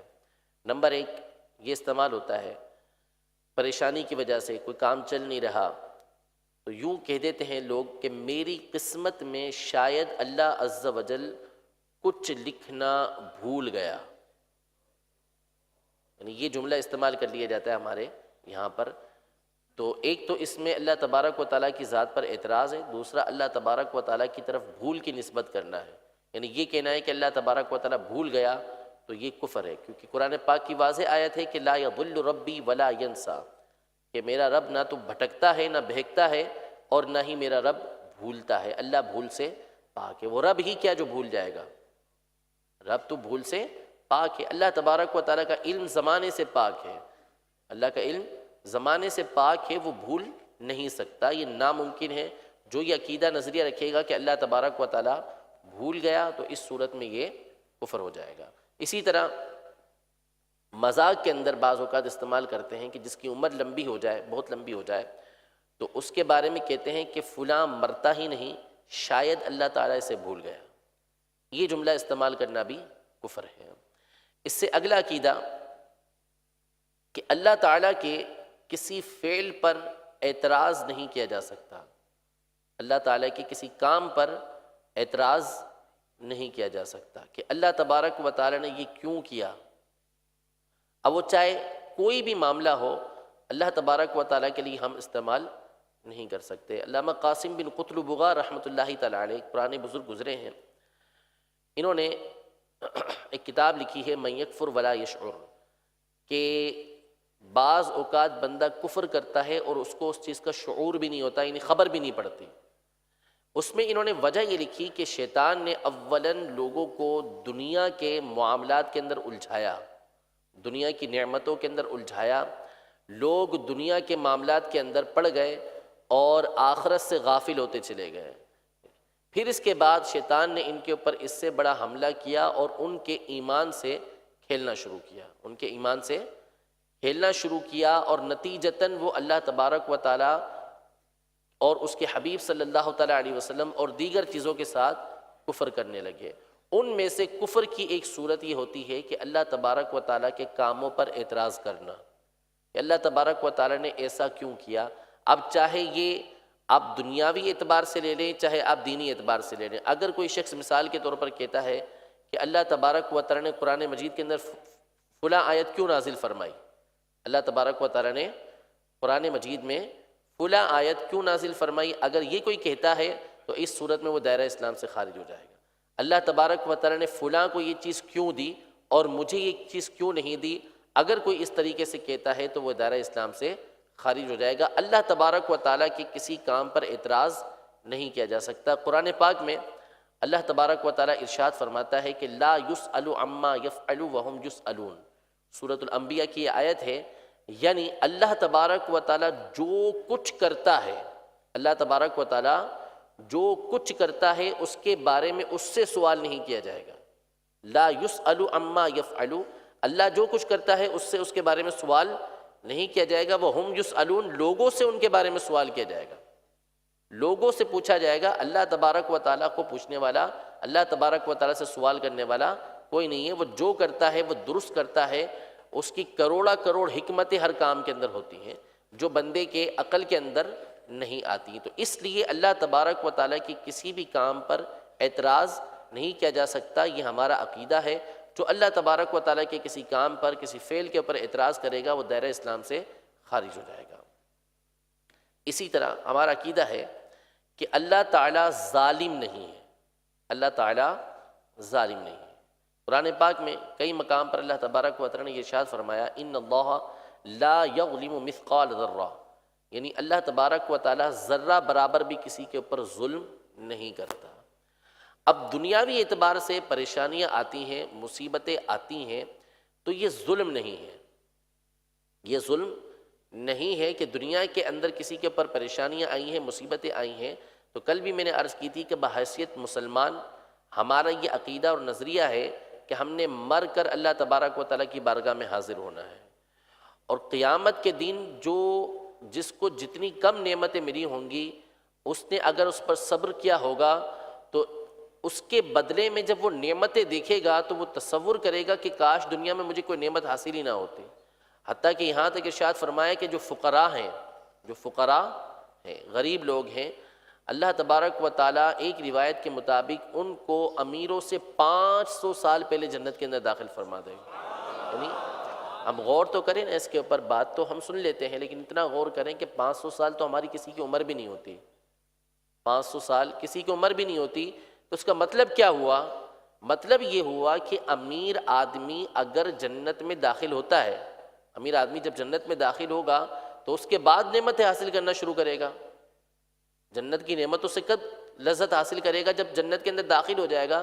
مطلب کیا ہوا کہ غریب 500 سال پہلے جنت میں جا کے جنت کی نعمتوں سے لطف اندوز ہو رہا ہے، دنیا میں 50 سال اس نے مصیبت کے گزارے، پریشانی کے گزارے، لیکن جنت میں امیر سے 500 سال پہلے وہ رحمتوں کے اندر موجود ہے، نعمتوں کے اندر موجود ہے، تو کیا 50 سال کے مقابلے میں 500 سال کی نعمتیں، اور وہ بھی نعمتیں کہ جن کے ضائع ہونے کا کوئی خوف ہی نہیں ہے، نہ بندے کو وہاں پہ سر درد ہو رہا ہے، نہ کوئی نشہ اس کو چڑھ رہا ہے، نہ کوئی پریشانی اس کو آ رہی ہے، ہمیشہ کی نعمتیں اس کو مل رہی ہیں، کسی طرح کی کوئی پریشانی اس کے اندر موجود نہیں ہے، تو وہ 500 سال والی نعمت زیادہ بہتر ہے یا 50 سال والی نعمت زیادہ بہتر ہے؟ تو اس لیے اگر دنیا کے اندر کسی پر پریشانیاں، کسی پر مصیبتیں آئی ہیں، تو اس کا مطلب ہرگز یہ نہیں ہے کہ نعوذ باللہ اللہ تبارک و تعالیٰ نے اس پر ظلم کیا ہے۔ اللہ تبارک و تعالیٰ ظلم سے پاک ہے، یہ اس کی حکمتیں ہیں کہ وہ بندوں کو بعض اوقات نعمتیں دے کر آزماتا ہے اور بعض اوقات نعمتیں نہ دے کر آزماتا ہے، یہ دونوں اس کی حکمتیں ہیں۔ اس لیے اللہ تبارک و تعالیٰ کے اوپر یہ کہہ دینا کہ اللہ تبارک و تعالیٰ ظالم ہے، یہ کفر ہے، ٹھیک ہے۔ اسی طرح اگلا عقیدہ ہمارا یہ ہے کہ اللہ تعالیٰ بے نیاز ہے، کسی کا محتاج نہیں۔ اللہ تعالیٰ بے نیاز ہے، کسی کا محتاج نہیں ہے۔ سورہ اخلاص کے اندر اللہ تبارک و تعالیٰ ارشاد فرماتا ہے قُلْ هُوَ اللَّهُ أَحَدٌ اللَّهُ الصَّمَدُ، آپ فرمائیے کہ وہ اللہ ایک ہے اور اللہ بے نیاز ہے، اللہ بے نیاز ہے، یعنی اللہ تبارک و تعالیٰ کسی کا محتاج نہیں۔ فرمائے ان اللہ غنی عن العالمین، یعنی اللہ تبارک و تعالیٰ تمام عالمین سے بے پرواہ ہے، اس کو کسی کی حاجت نہیں ہے، تمام کے تمام اس کے محتاج ہیں۔ تو اللہ تبارک و تعالیٰ کی ذات وہ ہے کہ جو غنی ہے، یعنی کسی کے محتاج نہیں ہے۔ اللہ تبارک و تعالیٰ کی ذات صمد ہے، وہ بے نیاز ہے، تمام کے تمام لوگ اس کے محتاج ہیں۔ ہاں یہ ایک الگ بات ہے کہ اللہ تبارک و تعالیٰ نے اس دنیا کو جو بنایا ہے وہ اسباب کی دنیا بنایا ہے، ذریعے کی دنیا بنایا ہے، یعنی اللہ تبارک و تعالیٰ اس بات کا محتاج نہیں کہ انسان ماں باپ کے ذریعے سے وجود میں آئے، ماں باپ کے ذریعے سے وجود میں آئے، اللہ تبارک و تعالیٰ اس کا محتاج نہیں۔ اور اس بات کا اظہار بھی اللہ تبارک و تعالیٰ نے فرمایا، جیسے حضرت آدم علیہ السلام کو پیدا فرمایا، نہ ان کا کوئی والد نہ ان کی کوئی والدہ، اسی طرح سے اللہ تبارک و تعالیٰ انسان کو پیدا کرنے میں ماں کا محتاج نہیں، جیسے حضرت حوا رضی اللہ تعالیٰ عنہا کو پیدا فرمایا، بغیر ماں کے پیدا فرمایا۔ اسی طرح سے اللہ تبارک و تعالیٰ باپ کا محتاج نہیں پیدا کرنے کے لیے، حضرت عیسیٰ علیہ السلام کو بغیر باپ کے پیدا فرمایا۔ تو یعنی اللہ تبارک و تعالیٰ اس بات کا محتاج نہیں کہ انسان کا وجود جو ہے وہ ماں باپ ہی کے ذریعے ہو، اللہ تبارک و تعالیٰ بغیر ماں باپ کے پیدا فرما سکتا ہے، لیکن اس دنیا کو اللہ تبارک و تعالیٰ نے اسباب کی، ذریعوں کی دنیا بنایا ہے کہ ذریعے کے ذریعے ہی بندہ، سبب کے ذریعے ہی بندہ دنیا کے اندر آتا ہے، ماں باپ نہ ہو تو پھر بندہ دنیا کے اندر نہیں آ سکتا۔ اسی طرح سے اللہ تبارک و تعالیٰ اس بات کا محتاج نہیں کہ ہم روٹی کھائیں پھر اس کے بعد ہی ہماری بھوک ختم ہو، ہم اگر ویسے ہی بیٹھے رہیں، اللہ تبارک و تعالیٰ اس بات کی قدرت ہمیں دے دے کہ بغیر کچھ کھائے پیے ہم سالوں زندہ رہ جائیں، ساری زندگی گزار لیں، اور ایسی قدرت اللہ تبارک و تعالیٰ نے اپنے بندوں کو عطا بھی فرمائی، نیک بندوں کو۔ تو یہ اللہ تبارک و تعالیٰ نے قدرت بندوں کو عطا فرما کے اس بات کی طرف ہمیں بتایا کہ اللہ تبارک و تعالیٰ اس بات کا محتاج نہیں ہے کہ تمہیں زندہ رکھنے کے لیے تمہیں روٹی دے ہی دے، وہ چاہے تو بغیر کھانے کے بھی تمہیں زندہ رکھ سکتا ہے، لیکن اللہ تبارک و تعالیٰ سبب کو پسند کرتا ہے، ذریعے کو پسند کرتا ہے۔ تو اس لیے کائنات میں مختلف کام اللہ تبارک و تعالیٰ نے مختلف ہستیوں کو دیے ہیں۔ سورہ نازعات میں اللہ تبارک و تعالیٰ ارشاد فرماتا ہے فَالْمُدَبِّرَاتِ أَمْرًا، فَالْمُدَبِّرَاتِ أَمْرًا، ان جانوں کی قسم کہ جو کائنات کے کام بناتے ہیں، ان جانوں کی قسم جو کائنات کے کام بناتی ہیں۔ اب یہ مدبرات کا مطلب ہوتا ہے تدبیر کرنے والی، کام بنانے والی۔ تو ان سے کیا مراد ہے؟ مفسرین نے اس آیت کے تحت یہ لکھا ہے کہ اس سے مراد فرشتے ہیں، اس سے مراد فرشتے ہیں کہ کائنات کے اندر جو ہے وہ کام بنانے والے یعنی فرشتے۔ تو اللہ تبارک و تعالیٰ نے مختلف فرشتوں کو مختلف کام دیے، جیسے سیدنا جبریل علیہ السلام، ان کا کام ہے کہ انبیاء کرام علیہ السلام کے پاس وحی لے کر جائیں، اللہ کا پیغام لے کر جائیں۔ اللہ تبارک و تعالیٰ اس بات کا محتاج نہیں کہ جبریل امین کے ذریعے ہی وحی بھیجے، وہ بغیر جبریل امین کے بھی وحی بھیج سکتا ہے اور بھیجتا ہے، یعنی بھیجتا تھا اپنے انبیاء کرام علیہ السلام پر۔ تو انبیاء کرام علیہ السلام تک پیغام پہنچانے کے لیے اللہ تبارک و تعالیٰ جبریل امین کا محتاج نہیں، لیکن اس کا طریقہ کار یہ ہے، ایک طریقہ کار اللہ تبارک و تعالیٰ کا یہ ہے کہ وہ جبریل امین علیہ السلام کے ذریعے انبیاء کرام علیہ السلام تک وحی کو پہنچاتا رہا۔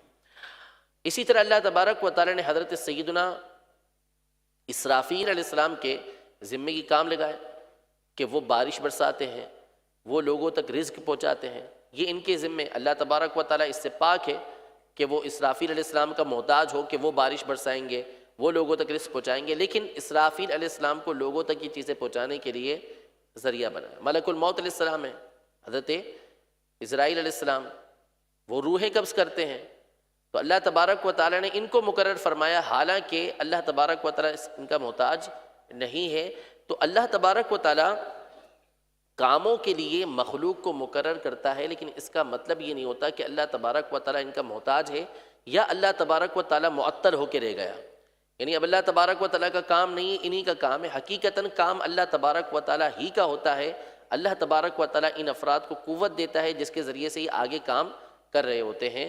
تو یہ جو عرض کی کہ اللہ تعالیٰ بے نیاز ہے، کسی کا محتاج نہیں، یہ حقیقتاً یہی ہے کہ اللہ تبارک و تعالیٰ کسی کا محتاج نہیں ہے، وہ بے نیاز ہے، لیکن مخلوق کے ذمے اللہ تبارک و تعالیٰ کام دیتا ہے کہ جو انہوں نے کرنے ہوتے ہیں۔ یہاں پر مزید یہ کہ نبی کریم صلی اللہ تعالیٰ علیہ وسلم کے لیے بھی احادیث طیبہ کے اندر اور بزرگوں نے یہ الفاظ استعمال کیے ہیں کہ حضور علیہ الصلوۃ والسلام غنی ہے، حضور علیہ الصلوۃ والسلام غنی ہے، اور غنی کا مطلب ہوتا ہے کہ جو دوسروں کا محتاج نہ ہو، دوسروں کا محتاج نہ ہو۔ تو نبی کریم صلی اللہ تعالیٰ علیہ وسلم کے محتاج نہ ہونے کا مطلب یہ ہے کہ آپ علیہ الصلوۃ والسلام اللہ کے سوا کسی کے محتاج نہیں ہیں، اللہ کے محتاج ہیں، اللہ کے علاوہ کسی اور کے محتاج نہیں ہے۔ تو بہرحال عقیدہ اور نظریہ ہمارا یہ ہے کہ اللہ تبارک و تعالیٰ بے نیاز ہے، اللہ تبارک و تعالیٰ کسی کا محتاج نہیں ہے۔ یہ ایک الگ بات ہے کہ اللہ تبارک و تعالیٰ کائنات کے کام کرنے کے لیے فرشتوں کو مقرر فرماتا ہے، مخلوق کو مقرر فرماتا ہے۔ اگلا عقیدہ یہ ہے کہ اللہ تبارک و تعالیٰ نیند اور اونگ سے پاک ہے۔ اونگ یعنی جو جھٹکے آتے ہیں ہمیں نیند کے، اس سے اللہ تبارک و تعالیٰ پاک ہے، اور اسی طرح اللہ تبارک و تعالیٰ نیند سے پاک ہے۔ اللہ تبارک و تعالیٰ کو نیند نہیں آ سکتی۔ اس کا بیان اللہ تبارک و تعالیٰ نے آیت الکرسی کے اندر فرمایا کہ لا تأخذہ سنۃ ولا نوم، یعنی نہ تو اسے اونگ آتی ہے اور نہ ہی اسے نیند آتی ہے۔ اللہ تبارک و تعالیٰ ان دونوں چیزوں سے بھی پاک ہے۔ بعض لوگ نعوذ باللہ من ذالک اس حوالے سے بھی بہت غلط جملے استعمال کرتے ہیں۔ امیر اہل سنت نے اپنی اسی کتاب کفریہ کلمات کے بارے میں سوال جواب کے اندر اس حوالے سے بھی نقل کیے ہیں کہ بعض لوگ اللہ تبارک و تعالیٰ کے لیے سونے کے لفظ استعمال کر لیتے ہیں کہ نعوذ باللہ اللہ تبارک و تعالیٰ نیند کی گولیاں پی کر سو گیا، استغفر اللہ، یعنی اس طرح کے الفاظ اس وقت استعمال کرتے ہیں جب ان کو پریشانی آتی ہے، مصیبت آتی ہے، تو یوں الفاظ استعمال کر جاتے ہیں۔ تو اس ظاہر سی بات ہے جو اللہ کے لیے ایسے الفاظ استعمال کرے گا، ایک تو اللہ تبارک و تعالیٰ کی توہین ہے، دوسرا اللہ تبارک و تعالیٰ کی جو آیت موجود ہے کہ جس میں ارشاد فرمایا لا تأخذہ سنۃ ولا نوم، کہ اللہ تبارک و تعالیٰ اونگ سے، نیند سے، ہر چیز سے پاک ہے۔ اگلا عقیدہ، اللہ عز و جل کے لیے باپ، بیٹے اور بیوی کو ماننا کفر ہے، یعنی اللہ تبارک و تعالیٰ نہ تو کسی سے پیدا ہوا نہ اس سے کوئی پیدا ہوا، اس کا کوئی بیٹا نہیں ہے، جیسا کہ عیسائیوں کا عقیدہ ہے کہ وہ نعوذ باللہ من ذالک حضرت سیدنا عیسیٰ علیہ نبینا علیہ الصلوۃ والسلام کے لیے یہ عقیدہ رکھتے ہیں کہ وہ اللہ تبارک و تعالیٰ کے بیٹے ہیں۔ تو جو اللہ تبارک و تعالیٰ کے لیے بیٹے کا عقیدہ رکھے گا وہ دائرہ اسلام سے خارج ہو جائے گا۔ اللہ تبارک و تعالیٰ بیٹے سے پاک ہے۔ بیٹا باپ کی مثل ہوتا ہے، بیٹا باپ کی مثل ہوتا ہے۔ اگر باپ معبود ہے تو پھر اس کا مطلب ہے کہ بیٹا بھی معبود ہوگا۔ اسی لیے نبی کریم صلی اللہ تعالیٰ علیہ وسلم سے اللہ تبارک و تعالیٰ نے قرآن مجید فرقان حمید میں ارشاد فرمایا کہ قل ان کان للرحمن ولد فانا اول العابدین، کہ آپ فرمائیں کہ اگر اللہ تبارک و تعالیٰ کا کوئی بیٹا ہوتا تو سب سے پہلے میں اس کی عبادت کرنے والا ہوتا۔ تو ہے ہی نہیں اللہ تبارک و تعالیٰ کا کوئی بیٹا، ہو ہی نہیں سکتا اللہ تبارک و تعالیٰ کا کوئی بیٹا، کہ اللہ اس سے پاک ہے، وہ واحد لا شریک ہے، لا الہ الا اللہ، اللہ کے سوا کوئی معبود ہے ہی نہیں۔ تو جب ہے ہی نہیں تو اس کی کسی کی عبادت دوسرے کی ہو ہی نہیں سکتی۔ تو اللہ تبارک و تعالیٰ بیٹے سے پاک ہے، اس کا کوئی بیٹا نہیں ہے۔ اسی طرح بیوی بھی نہیں ہے، جیسا عیسائیوں کا عقیدہ ہے کہ وہ حضرت سیدتنا مریم رضی اللہ تعالیٰ عنہا کے لیے عقیدہ رکھتے ہیں کہ نعوذ باللہ وہ اللہ تبارک و تعالیٰ کی اہلیہ ہیں، بیوی ہیں، تو ایسا جو عقیدہ رکھے وہ بھی دائرہ اسلام سے خارج ہو جائے گا۔ تو اللہ تبارک و تعالیٰ باپ، بیٹے اور بیوی سے پاک ہے، نہ وہ کسی کا باپ، نہ کسی کا بیٹا، نہ اس کے لیے کوئی اہلیہ۔ وَلَمْ يَكُنْ لَهُ كُفُوًا أَحَدٌ، اللہ تبارک و تعالیٰ کے جوڑ کا کوئی ہے ہی نہیں، اللہ کی مثل کوئی ہے نہیں۔ یہ کچھ عقائد و نظریات تھے جو ہم نے اللہ تبارک و تعالیٰ کی ذات کے حوالے سے بیان کرنے کی کوشش کی ہے۔ اللہ تبارک و تعالیٰ ہم سب کو ان عقائد کو یاد رکھنے کی توفیق عطا فرمائے اور اس کے مطابق ہی ہمیں نظریہ رکھنے کی توفیق عطا فرمائے۔ مزید اس حوالے سے آپ پڑھنا چاہیں تو امیر اہل سنت کی کتاب کفریہ کلمات کے بارے میں سوال جواب اور باہر شریعت کے حصہ اول کے اندر یہ باتیں موجود ہیں، اور بھی باتیں موجود ہیں جو ہمارے بنیادی عقیدوں سے تعلق رکھتی ہیں۔ اللہ تبارک و تعالی ہماری کوشش کو قبول فرمائے، آمین بجاہ النبی الامین صلی اللہ تعالی علیہ وسلم۔ سوال یہ کیا گیا کہ اللہ تعالیٰ کے لیے آپ نہیں تو کہہ کر پکارا جاتا ہے، ایسا کیوں، جبکہ رسول اللہ صلی اللہ تعالیٰ علیہ وسلم کے لیے آپ اور ادب کے لحاظ سے بھی آپ کہنا ہی سمجھ آتا ہے۔ دیکھیں ہم نے یہ عرض کی کہ لیس کمثلہ شیء، اللہ کی مثل کوئی نہیں ہے۔ نبی کریم صلی اللہ تعالیٰ علیہ وسلم اکرم الخلق ہیں، یعنی اللہ تبارک و تعالیٰ کی مخلوق میں سب سے زیادہ مکرم ہیں، لیکن آپ خدا نہیں ہیں، آپ خدا نہیں ہیں، معبود نہیں ہیں۔ جیسا اللہ تبارک و تعالیٰ ہے ویسی آپ کی ذات نہیں ہے۔ اللہ تبارک و تعالیٰ کی مخلوق میں آپ سب سے بڑھ کر ہیں۔ تو اللہ تبارک و تعالیٰ ایسا واحد ہے، ایسا اکیلا ہے کہ اس کی مثل کوئی نہیں ہے۔ تو اللہ تبارک و تعالیٰ جیسا واحد ہے، اس کے لیے ایسا ہی لفظ استعمال کرنا چاہیے کہ جو اس کی وحدانیت کے اوپر، اس کے ایک ہونے کے اوپر زیادہ سے زیادہ ہماری رہنمائی کرے۔ تو کا جو لفظ ہوتا ہے، اولاً تو یہ بے ادبی کا لفظ نہیں ہے، بے ادبی کا لفظ نہیں ہے۔ اصل میں لفظ کوئی بھی استعمال کیا جائے اس کا لحاظ ہوتا ہے، جو ہمارا عرف ہوتا ہے، رواج ہوتا ہے، اس کے مطابق۔ یعنی بعض الفاظ ہوتے ہیں کہ اگر آپ کسی بندے کے لیے استعمال کریں گے تو وہ ادب کے ہوں گے، کسی اور کے لیے استعمال کریں گے تو وہ بے ادبی بن جائے گی۔ تو یہ یاد رکھیے گا کہ ادب کا جو دار و مدار ہوتا ہے یہ رواج کے اوپر ہوتا ہے، ادب کا دار و مدار رواج کے اوپر ہوتا ہے۔ مثال کے طور پہ قرآن پاک میں اللہ تبارک و تعالیٰ نے یہ ارشاد فرمایا کہ جب تمہارے والدین میں سے دونوں یا کوئی ایک بڑھاپے کو پہنچ جائے تو انہیں تم اف بھی نہ کہو۔ علماء نے اس آیت کی تفسیر میں یہ بات ایک تو ذکر کی کہ اف کا لفظ کیوں کہا، اس لیے کہ بندے کو جب سب سے کم تکلیف پہنچتی ہے تو کون سا لفظ نکلتا ہے؟ اف، سب سے کم یہی لفظ ہے جو اف کا نکلتا ہے۔ تو ایک تو یہ، دوسری بات یہ بیان کی کہ اف اگر کسی جگہ پر تعظیم کا کلمہ بن جائے، اف کسی جگہ پر تعظیم کا کلمہ بن جائے، یعنی جیسا ہم وہ کہتے ہیں، کسی کی تعریف کرنے کے لیے وہ بولتے ہیں، اگر کسی جگہ پر وہ کی جگہ اف کا لفظ استعمال ہوتا ہو تو پھر اف کہنے میں کوئی مسئلہ نہیں ہوگا، لیکن چونکہ ہمارے یہاں پر اف کا لفظ کس کے لیے استعمال ہوتا ہے؟ تکلیف، کہ مجھے تکلیف پہنچی ہے، تو والدہ سے تکلیف پہنچی، والد سے تکلیف پہنچی، اس لیے میں نے اف کا لفظ استعمال کیا، تو غلط ہو جائے گا۔ تو اسی طرح جب تو کا لفظ ذات باری تعالیٰ کے لیے استعمال ہوتا ہے، اللہ تبارک و تعالیٰ کے لیے استعمال ہوتا ہے، تو کسی کے ذہن کے اندر بھی یہ تصور نہیں ہوتا کہ اس کے اندر توہین آ رہی ہو، اس میں توہین آ رہی ہو، یا اللہ تبارک و تعالیٰ کی بارگاہ کے اندر کوئی بے ادبی ہو رہی ہو، ایسا کوئی تصور بھی نہیں ہوتا۔ اللہ تبارک و تعالیٰ کے لیے تو کا لفظ جب استعمال کیا جاتا ہے تو اس میں تصور یہ ہوتا ہے کہ اللہ تبارک و تعالیٰ کا کوئی شریک نہیں ہے، وہ واحد ہے۔ آپ کا لفظ اگرچہ کہ اللہ تبارک و تعالیٰ کے لیے استعمال کرنا ناجائز و گناہ نہیں ہے، آپ جب آپ بولیں گے نا تو اس میں ایک تصور آتا ہے شرکت کا، کہ ایک نہیں، ایک سے زیادہ افراد، یعنی میں اگر یہ بولتا ہوں کہ آپ نے یہ کیا، آپ نے یہ کیا، تو اس کا مطلب ہے کہ میں آپ تمام سے مخاطب ہو سکتا ہوں، آپ تمام کو یہ بول سکتا ہوں کہ آپ یہاں پر بیٹھے ہیں، آپ یہاں پر بیٹھے ہیں، اس کا مطلب کیا، وہ آپ سب بیٹھے ہیں، لیکن میں یہ کہوں کہ تو یہاں پر بیٹھا ہے، تو یہاں پر بیٹھا ہے، تو اس کا مطلب کیا ہوگا کہ ایک فرد واحد بیٹھا ہوگا، ٹھیک ہے، یہ جمع کے لیے نہیں ہو سکتا۔ تو اللہ تبارک و تعالیٰ کی ذات ایسی واحد ہے، ایسی تنہا ہے ایسی اس پہ وہ اکیلی ہے کہ اس کے لیے لفظ بھی وہ استعمال کرنا چاہیے کہ جس کے اندر جمع ہونے کا کوئی شبہ بھی موجود نہ ہو. تو اس لیے اللہ تبارک و تعالیٰ کی ذات کے لیے تو کا لفظ استعمال کیا جاتا ہے، اور یہی لفظ اللہ تبارک و تعالیٰ کی وحدانیت کے زیادہ مناسب ہے. السلام علیکم. وعلیکم السلام. مسجد اللہ کا گھر ہے کہنا کیسا جبکہ اللہ جگہ سے پاک ہے؟ دیکھیں، بعض چیزوں کی نسبت جو ہوتی ہے وہ شرف کے لیے ہوتی ہے، یعنی کسی چیز کی اہمیت کو بیان کرنے کے لیے ہوتی ہے. ساری کی ساری اونٹنیاں اللہ تبارک و تعالیٰ کی ہیں، ساری کی ساری اونٹنیاں اللہ تبارک و تعالیٰ کی ہے، لیکن حضرت صالح علیہ السلام کی اونٹنی، صالح علیہ السلام کی اونٹنی جو معجزے کے طور پر چٹان سے نکلی تھی، اس کے لیے قرآن میں ناقۃ اللہ کے الفاظ ہیں. قرآن میں ناقۃ اللہ یعنی اللہ کی اونٹنی. حالانکہ اونٹنیاں ساری اللہ کی ہیں، لیکن صالح علیہ السلام کی اونٹنی کے لیے خاص یہ کہا کہ یہ اللہ کی اونٹنی ہے. تو کیوں کہا؟ اس کی اہمیت کو بیان کرنے کے لیے، اس کی اہمیت کو بیان کرنے کے لیے. ساری کی ساری زمین اللہ تبارک و تعالیٰ کی ہے.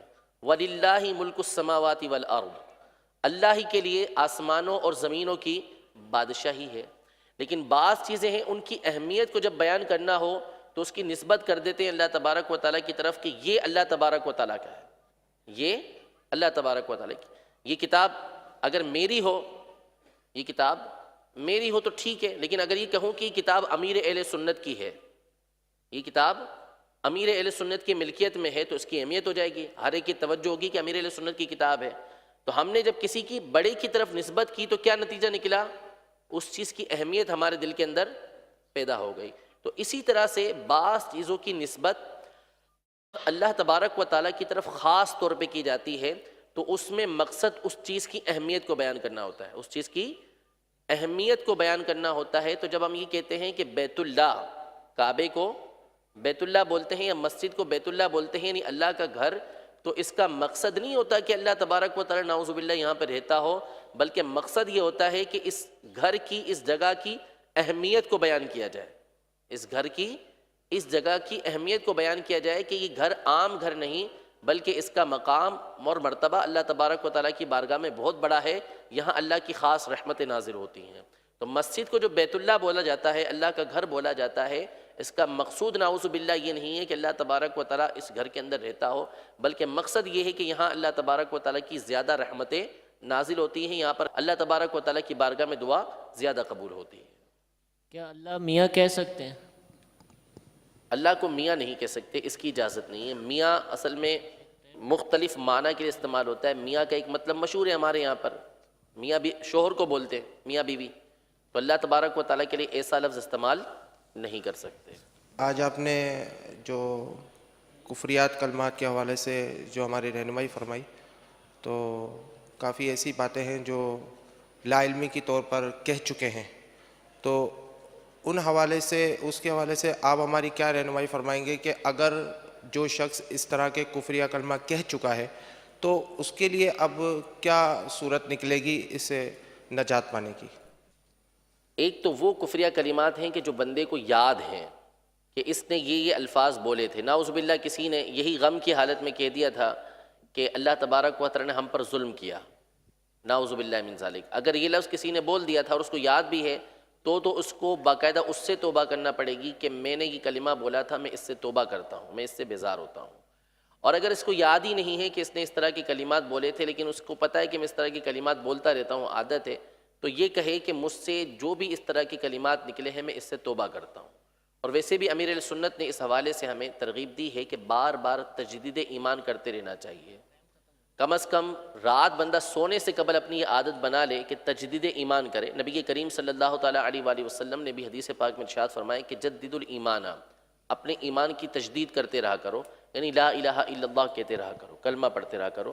تو اس لیے کم از کم ایک مرتبہ سونے سے پہلے بندہ اپنی یہ عادت بنا لے کہ صلاۃ و توبہ پڑھنے کے بعد اللہ تبارک و تعالیٰ کی بارگاہ میں اس طرح دعا کر لیا کرے کہ اللہ عز و جل مجھ سے اگر کوئی کفر سرزد ہو گیا ہو تو میں اس سے توبہ کرتا ہوں، میں کہتا ہوں لا الہ الا اللہ محمد رسول اللہ.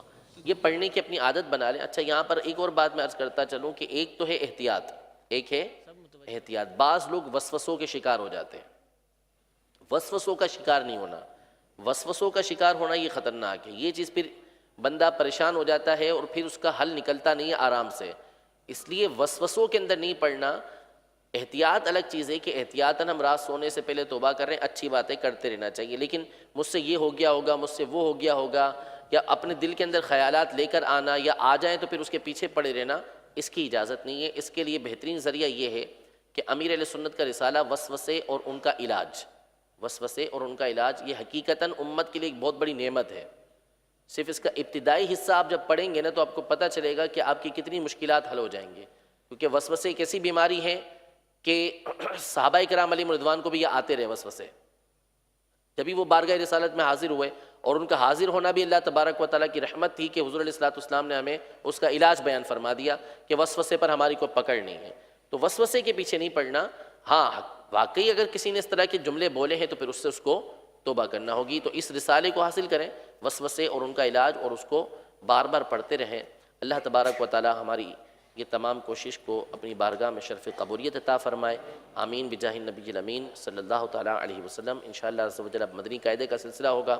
اپنی جگہ پر ہی تشریف فرما رہیں اور مدنی قاعدے میں بھی شامل رہیں. فائدہ نہیں ہے نا اصل میں. اعوذ باللہ من الشیطان الرجیم. بسم اللہ الرحمن الرحیم. پڑھیے الصلاۃ والسلام علیک یا رسول اللہ وعلی آلک واصحابک یا حبیب اللہ. الصلاۃ والسلام علیک یا نبی اللہ وعلی آلک واصحابک یا نور اللہ. الحمدللہ عز و جل مدنی قاعدے کی پہلی تختی کے خواہ تک ہم پڑھ چکے تھے. پیارے پیارے اور میٹھے میٹھے اسلامی بھائیوں، قبل اس کے کہ ہم اپنے سبق کا آغاز کریں، آئیے دعا پڑھ لیتے ہیں. صلاۃ والسلام علیک یا رسول اللہ وعلی آلک واصحابک یا حبیب اللہ. اللہم افتح علینا حکمتک وانشر علینا رحمتک یا ذا الجلال والاکرام. اللہم افتح علینا حکمتک وانشر علینا رحمتک یا ذا الجلال والاکرام. اللہم افتح علینا حکمتک وانشر علینا رحمتک یا ذا الجلال والاکرام. الصلاۃ والسلام علیک یا نبی اللہ وعلی آلک واصحابک یا نور اللہ. پیارے پیارے اور میٹھے میٹھے اسلامی بھائیوں، مدنی قاعدے کی پہلی تختی مخارج کے لحاظ سے بہت اہم تختی ہے. یہی وہ تختی ہے کہ اس تختی کے اندر نہ صرف ہم حرف کی پہچان کرتے ہیں بلکہ حرف کی درست ادائیگی کے لیے اس کے درست مخرج کا انتخاب کر کے، یا جو موجود ہوتا ہے اس مخرج کو سمجھ کر صحیح معنوں میں حرف کو ادا کرنے کی کوشش کی جاتی ہے. جیسا کہ کل کے سلسلے میں ہم نے خا تک کے حروف کے مخارج بیان کیے، ان کی درست ادائیگی اور غلط ادائیگی کو بیان کر کے درست ادائیگی کو واضح کرنے کی کوشش کی گئی کہ درست ادائیگی کے ساتھ ہم حرف کو ادا کرنے میں کامیاب ہو جائیں. آئیے مزید ایک مرتبہ پھر پچھلے حروفوں کو ایک مرتبہ دوہرا لیتے ہیں اور اگلے سبق کا آغاز کرتے ہیں. پڑھیں اعوذ باللہ من الشیطان الرجیم.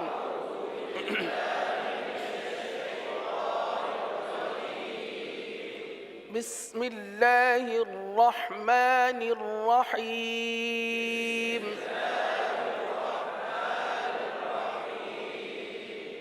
الف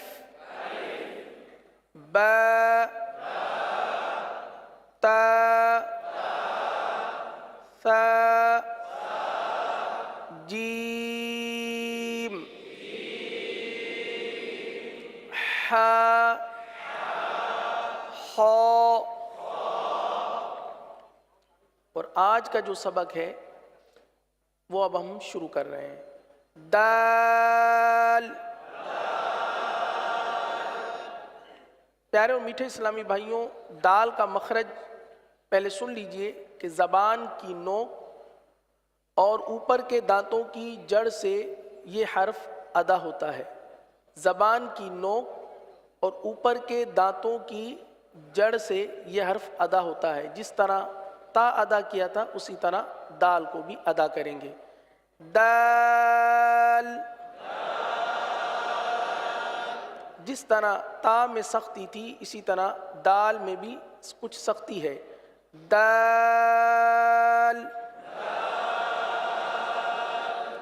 دال. اگلا حرف لال. اس کا مخرج پہلے سماعت کر لیجئے. اس کا مخرج ہے زبان کا سرا اور اوپر کے دانتوں کے اندرونی کنارے سے یہ حرف ادا ہوتا ہے. زبان کا سرا اور اوپر کے دانتوں کے اندرونی کنارے سے یہ حرف ادا ہوتا ہے. آپ مجھے دیکھ بھی رہے ہوں گے، اگر جو دور ہوں تو اسکرین کے ذریعے نظر آ رہا ہوگا کہ زبان کا سرا اوپر کے دانتوں کے اندرونی کنارے پر لگ رہا ہے. ایک مرتبہ پھر توجہ کے ساتھ دیکھیے اور میرے ساتھ مل کر پڑھیے. لال. لال. یہ باریک حرف ہے. لال. اگلا حرف را. آئیے پہلے اس کے مخرج کو سن لیتے ہیں. اس کا مخرج کیا ہے؟ را کا مخرج ہے زبان کا کنارہ اور دانتوں کی جڑ کے تالو کی جانب والے حصے سے ادا ہوتے ہیں. دانتوں کی جڑ کی تالو کی جانب والے حصے سے ادا ہوتے ہیں. جس طریقے سے یہ ہمارا اوپر جو ہمارا تالو کا حصہ ہے، اوپر کے دانت اور یہ پورا تالو کا حصہ ہے، صحیح نا، یہ ہماری زبان ہے، صحیح نا. اب را کے لیے زبان جو ہے یہ دانتوں کی تالو کی جانب والے حصے کی طرف مڑتی ہے اور سیدھی ہوتی ہے، اس طرف جاتی ہے اور سیدھی ہوتی ہے. یہی اس کا مخرج ہے. را. را. را. را. اس حرف کو پر ادا کیا جائے گا. را. را. آگے ہے اگلا حرف زا. زا کا مخرج پہلے سماعت کر لیجئے. زا یہ زبان کی نوک اور دونوں دانتوں کے اندرونی کنارے سے ادا ہوتے ہیں. زبان کی نوک اور دونوں دانتوں کے اندرونی کنارے. جب ہم دونوں دانت بند کر لیں گے، جب ہم دونوں دانت بند کر لیں گے تو اب یہ دونوں کے کنارے پر زبان لگانا آسان ہو جائے گا. ویسے زبان زیادہ تر نیچے کی جانب رہتی ہے اور نیچے کی جانب رہ کر زا سیٹی کی آواز کی طرح اس حرف کی آواز نکلتی ہے. پڑھیں. زا. زا. زا. اس حرف کو ایک الف تک کھینچ کر پڑھیں گے. زا. اگلا حرف ہے سین.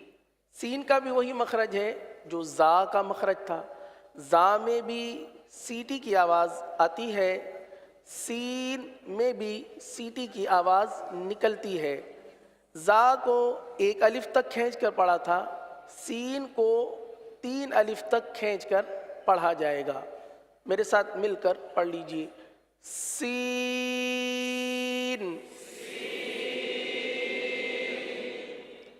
سین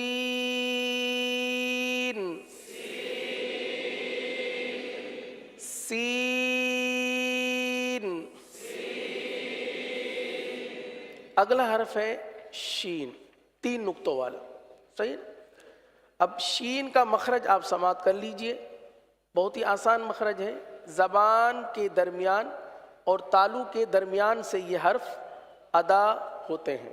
زبان کا درمیان اور تالو کا درمیان. پیارے اسلامی بھائیوں، شین کی جب ادائیگی کی جاتی ہے تو بعض اوقات شور والی آواز نکالی جاتی ہے. شور شرابہ جس طرح کہا جاتا ہے اردو میں، اس طرح آواز نکالی جاتی ہے. تو یہ شین اردو کے شین کی طرح نہیں ہے، جیسے شاباش. تو یہ اردو کے شین کی طرح نہیں ہے، اس میں بہت فرق ہے. کیونکہ اردو کے شین میں ساری آواز باہر نکل جاتی ہے، لیکن اس کے اندر منہ کے اندر بھی کچھ آواز رہتی ہے اور منہ کے اندر رہ کر پھر بعد پھیل کر پھر باہر نکلتی ہے. جیسے شین.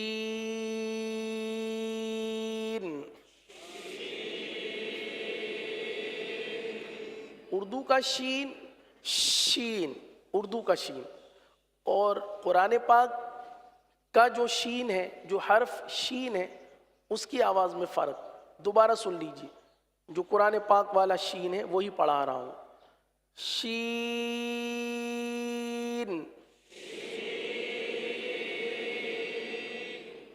اگلا حرف صاد. جو مخرج زا اور سین کا تھا وہی صاد کا مخرج ہے، یعنی زبان کی نوک اور دونوں دانتوں کے اندرونی کنارے سے ادا ہوتے ہیں. بہت ہی آسان حرف ہے، لیکن پیارے اور محترم اسلامی بھائیوں، اس حرف کو پر ادا کیا جاتا ہے. یہ حرف باریک ادا نہیں ہوگا. جس طرح سین کو باریک ادا کیا، شین کو باریک ادا کیا، زا کو باریک ادا کیا. اب زا اور سین جو ہے یہ صاد ہی کے مخرج کے طور پر ادا ہوتے ہیں. جو صاد کا مخرج ہے وہی زا اور سین کا مخرج ہے، لیکن صاد کو پر ادا کرتے ہیں. کس طرح؟ صاد.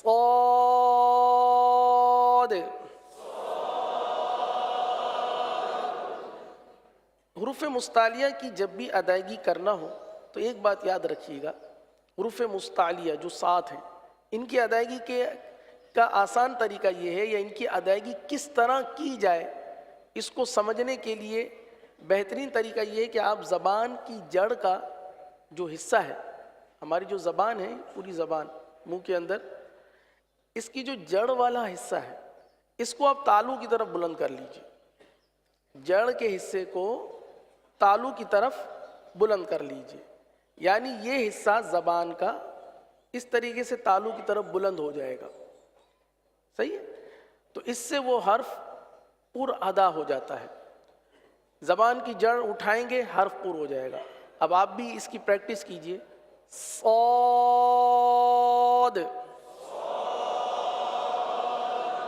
صاد. صاد.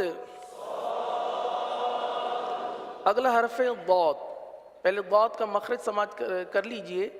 زبان کی کروٹ اور اوپر کی داڑھوں کی جڑ سے ادا ہوتے ہیں. زبان کی کروٹ، جیسا کہ کل ہم نے عرض کیا تھا کہ آپ ہتھیلی کو یہ سمجھ لیجئے کہ یہ ہماری پوری زبان ہے، بلکہ نقشہ بھی آپ کو نظر آ رہا ہے. اس نقشے کے اندر دیکھیے یہ ضاد لکھا ہوا نظر آ رہا ہے. صحیح؟ یہ دونوں سائٹیں ہیں، دونوں سائٹوں سے یہ ادا ہو سکتا ہے ضاد، لیکن الٹی جانب والے حصے سے زیادہ آسانی سے ادا ہوتا ہے. یعنی یہ جو ہماری زبان ہے، صحیح نا، زبان کا درمیان والا حصہ جو جڑ کی طرف ہے، اس حصے کو ہماری جو یہ دو دانت جس کو ہم ڈاڑھ بولتے ہیں، داڑھیں، وہاں پر لگے. یہ زبان کا یہ حصہ اس طرف لگے. عموماً اس حرف کو زبان کی نوک سے ادا کیا جاتا ہے. تو یہ ہے کہ یہ زبان کی کروٹ اور داڑھوں کی جڑ سے، یہاں سے یہ حرف ادا ہوگا. پیارے اور میٹھے اسلامی بھائیوں، یہ واحد وہ حرف ہے دنیا میں غالباً شاید واحد یہ وہ حرف ہے جو زبان کی کروٹ سے ادا کیا جاتا ہے، اور یہ قرآن پاک کا ہی حرف ہے جو زبان کی کروٹ سے ادا ہوتا ہے۔ اس کے علاوہ کوئی بھی حرف ایسا نہیں جو زبان کی کروٹ سے ادا ہوتا ہو۔ اب ظاہر سی بات ہے یہ بالکل منفرد اس کا ایک الگ ہی اس کا ایک مخرج ہے، تو اب اس کے لیے تو زیادہ محنت اور کوشش کرنی چاہیے۔ ایک نشست میں یا 10-15 منٹ میں آپ نہیں سیکھ سکتے۔ اس کے مخرج کو سمجھ لیجئے، اس کے مخرج کو آپ سمجھ لیجئے کہ کہاں سے یہ ادا ہوتا ہے، زبان کی کروٹ اور داڑھوں کی جڑ سے۔ مخرج آپ سمجھ گئے، جگہ کی پہچان ہو گئی، جگہ پہچان گئے، پہنچ بھی جائیں گے انشاءاللہ، بس تھوڑی سی کوشش کرنی پڑے گی، ٹھوکریں بھی لگیں گی، گریں گے بھی، کھڑے بھی ہوں گے، تبھی جا کر منزل پہ پہنچیں گے۔ تو اس حرف کی درست ادائیگی کے لیے میرے پیارے و محترم اسلامی بھائیوں تھوڑی سی کوشش کر لیں گے تو یہ حرف صحیح اور درست ادا ہو جائے گا۔ ضاد، ضاد، نہ یہ داد ہے، داد نہیں ہے، نہ یہ ضاد ہے، نہ یہ داد ہے، نہ یہ ضاد ہے، صحیح ہے؟ حرف ہے ضاد، ضاد، ضا، ضا، ضا، ضاد۔ یہ جو ابھی پریکٹس کی، مشق کی، ضا، ضا، ضا، یہ آپ کو سمجھانے کے لیے کہ اگر آپ کو مشق کرنا ہو تو یہ انداز ہے، اس طرح مشق کر سکتے ہیں۔ ضا، ضا، یعنی زبان کی کروٹ کو اس جگہ پر لگا کر پڑھنے کی کوشش کیجئے۔ 12 مرتبہ پڑھیے، 26 مرتبہ پڑھیے، ڈبل 26 مرتبہ پڑھیں، انشاءاللہ انشاءاللہ کچھ نہ کچھ فیصد بہتر ہوتا جائے گا۔ ایک دن میں صحیح نہیں ہوگا میرے پیارے و میٹھے اسلامی بھائیوں، روزانہ کوشش کرتے رہیں گے انشاءاللہ۔ ضاد، اگلا حرف ہے تو۔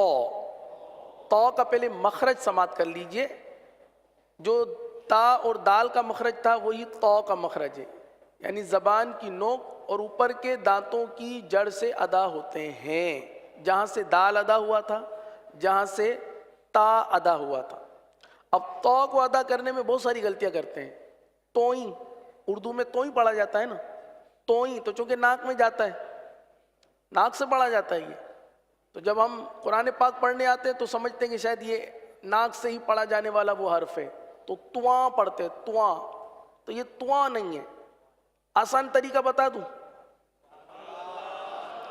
آپ تا پڑھتے ہیں نا، تا پڑھیں، تا، اس کو پر کر دیں، ادا ہو گیا،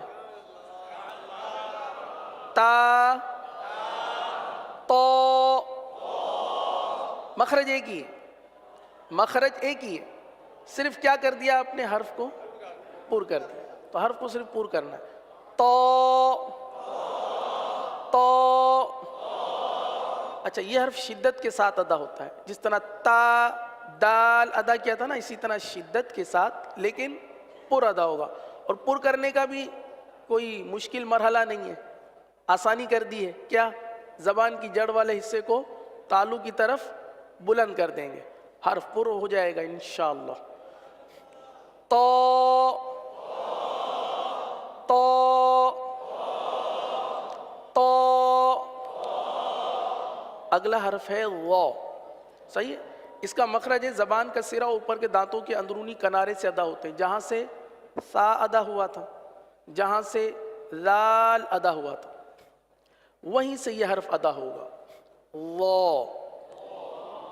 اب اس کو پڑھنے میں بھی بہت ساری مشکلات درپیش ہوتی ہے، اس کو زواں پڑھا جاتا ہے، کیونکہ اردو میں زوئیں پڑھتے ہیں، زوئیں، زوئیں، تو جب قرآن پاک پڑھتے ہیں تو زواں پڑھتے ہیں، یعنی ناک میں آواز لے جاتے ہیں۔ اب اس کو ناک سے تو ادا نہیں کریں گے، اس کا بھی آپ کو آسان طریقہ بتا دیتے ہیں۔ آپ لال پڑھتے ہیں نا، لال، اب آخری کا لام ہٹا دیں، صرف لا رکھیں، صحیح ہے؟ لا، اب اسی کو موٹا کر دے، وا، لا ہے نا، لا لا، اس کو پر کر دے، وا وا وا وا، لال کو آپ نے پر کر دیا، یعنی زبان کی جڑ والے حصے کو اٹھا لیا، تو وہ لا کے بجائے وا بن گیا۔ ہم نے پڑھنا وا ہے، لیکن چونکہ لال اور وا کا مخرج ایک ہی ہے نا، تو وا کی درست ادائیگی، زبان کو درست جگہ بٹھانے کے لیے، زبان کو درست جگہ بٹھانے کے لیے، کیونکہ وا جو ہے نا ہمارے منہ سے نکل جاتا ہے زواں زواں، یا ناک میں آواز چلی جاتی ہے، تو ناک میں تو آواز جائے گی ہی نہیں۔ لا سیدھا سیدھا لا پڑھیں، اس کو پر کر لیں، وا ادا ہو گیا، وا وا۔ تو اب یہ مشق کے لیے تو بہت آسان ہو گیا انشاءاللہ آپ کے لیے، امید ہے آپ انشاءاللہ اس کی مشق کریں گے اور مشق کر کے اپنے حرف کو بہتر کریں گے۔ ہماری کامیابی تو اسی میں ہے نا، یہ نہیں کہ آپ کو بتا دیا، نشست ہو گئی، سیکھ گئے بس، ایسے نہیں، بلکہ اس کے لیے کوشش کرنی پڑے گی، کوشش کریں گے حرف درست ہو جائے گا۔ اگلا حرف ہے عین، عین۔ اب اس حرف عین کا مخرج بھی آپ دیکھ سکتے ہیں، ہماری جو زبان کا جو نقشہ ہے، زبان کے نقشے میں عین کا جو ہے نا مخرج وہ موجود ہے۔ یہاں دیکھیے عین اور حا، کل ہمارا غین اور خا گزرا تھا، عین اور حا یہ حلق کے درمیانے حصے سے ادا ہوتا ہے۔ یہ جو ہمارا منہ جہاں ختم ہوتا ہے، یہاں سے حلق شروع ہوتا ہے، اوپر سے غین خا ادا ہوتا ہے، درمیان سے عین حا ادا ہوتا ہے، اور اس کے بعد حمزہ اور ہا، سب سے آخری حصہ جو سینے کے ساتھ ہے، جو سینے کے ساتھ ملا ہوا ہے اس سے حمزہ ہا، اور درمیان والے سے عین اور حا ادا ہوتے ہیں۔ تو اس کو پڑھیں گے عین،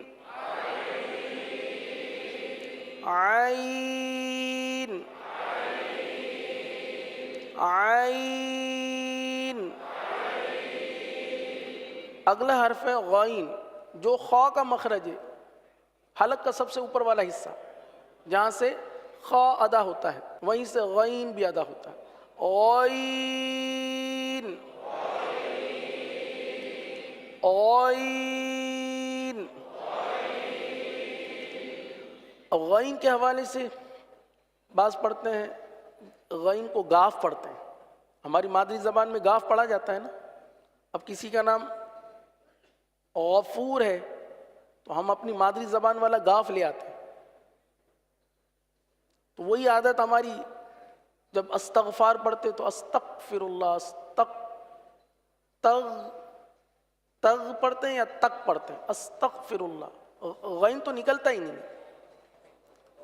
جلدی جلدی پڑھتے ہیں استغفر اللہ استغفر اللہ استغفر اللہ میں غین تو ہے ہی نہیں، غین تو ختم ہو گیا، کاف بن گیا یا گاف بن گیا۔ غین تو اس وقت ادا ہوگا جب اس کو اپنے مخرج سے ادا کریں گے اور پر ادا کریں گے، غین کو اپنے مخرج سے ادا کریں گے اور پر ادا کریں گے، جب جا کے یہ غین ادا ہوگا، ورنہ اس کو باریک بھی ادا کریں گے تو غین نہیں بنا، یہ غین ہے ہی نہیں۔ تو اس کو پڑھیں گے استغفر اللہ، استغفر اللہ،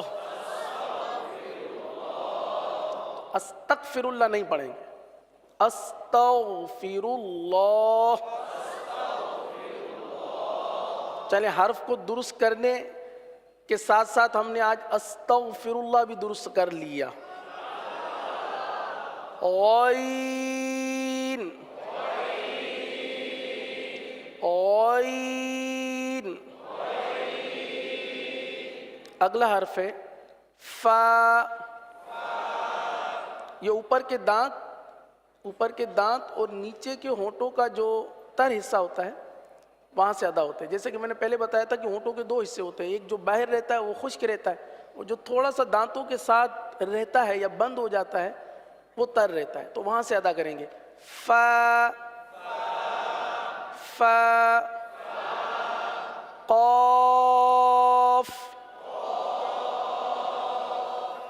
زبان کی جڑ اور تالو کا نرم حصہ، زبان کی جڑ اور تالو کا نرم حصہ، یہ قاف کا مخرج ہے. قاف. کاف. کاف باریک ادا ہوتا ہے، قاف پر ادا ہوتا ہے. قاف دو نقطے والا، قرآن والا قاف، اور کاف باریک والا ڈنڈی والا کاف، وہ باریک پڑھا جاتا ہے. تھوڑا سا فرق ہے ان دونوں کے مخرج میں. قاف زبان کی جڑ اور تالو کے نرم حصے سے ادا ہوتا ہے، اور کاف زبان کی جڑ اور تالو کے سخت حصے سے ادا ہوتا ہے. تو پڑھ لیجئے دونوں کو. قاف کاف. اب اس کو کیف نہیں پڑھنا، کیف تو غلط ہو جائے گا. بعض پڑھتے ہیں قوف، ہونٹوں کو گول کر کے قوف، اور کاف کو پڑھتے کیف، تو یہ کاف کے بجائے کیف ہو جاتا ہے. اس کو درست طریقے سے نارمل انداز سے پڑھیں. کاف. آگے ہے لام. لام کا وہی مخرج ہے جو را کا مخرج تھا، یعنی زبان کو اس طریقے سے آپ ٹرن کر کے تالو کی طرف لے کر آئیں گے. لام.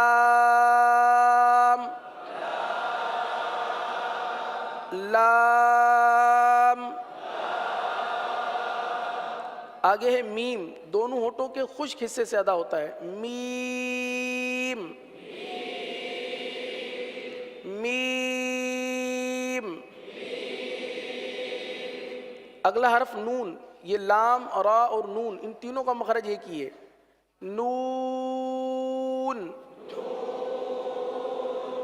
نون. اگلا حرف ہے واو. دونوں ہونٹوں کو گول کرنا ہے. کس طرح گول کرنا ہے یہ دیکھ لیجئے. واو.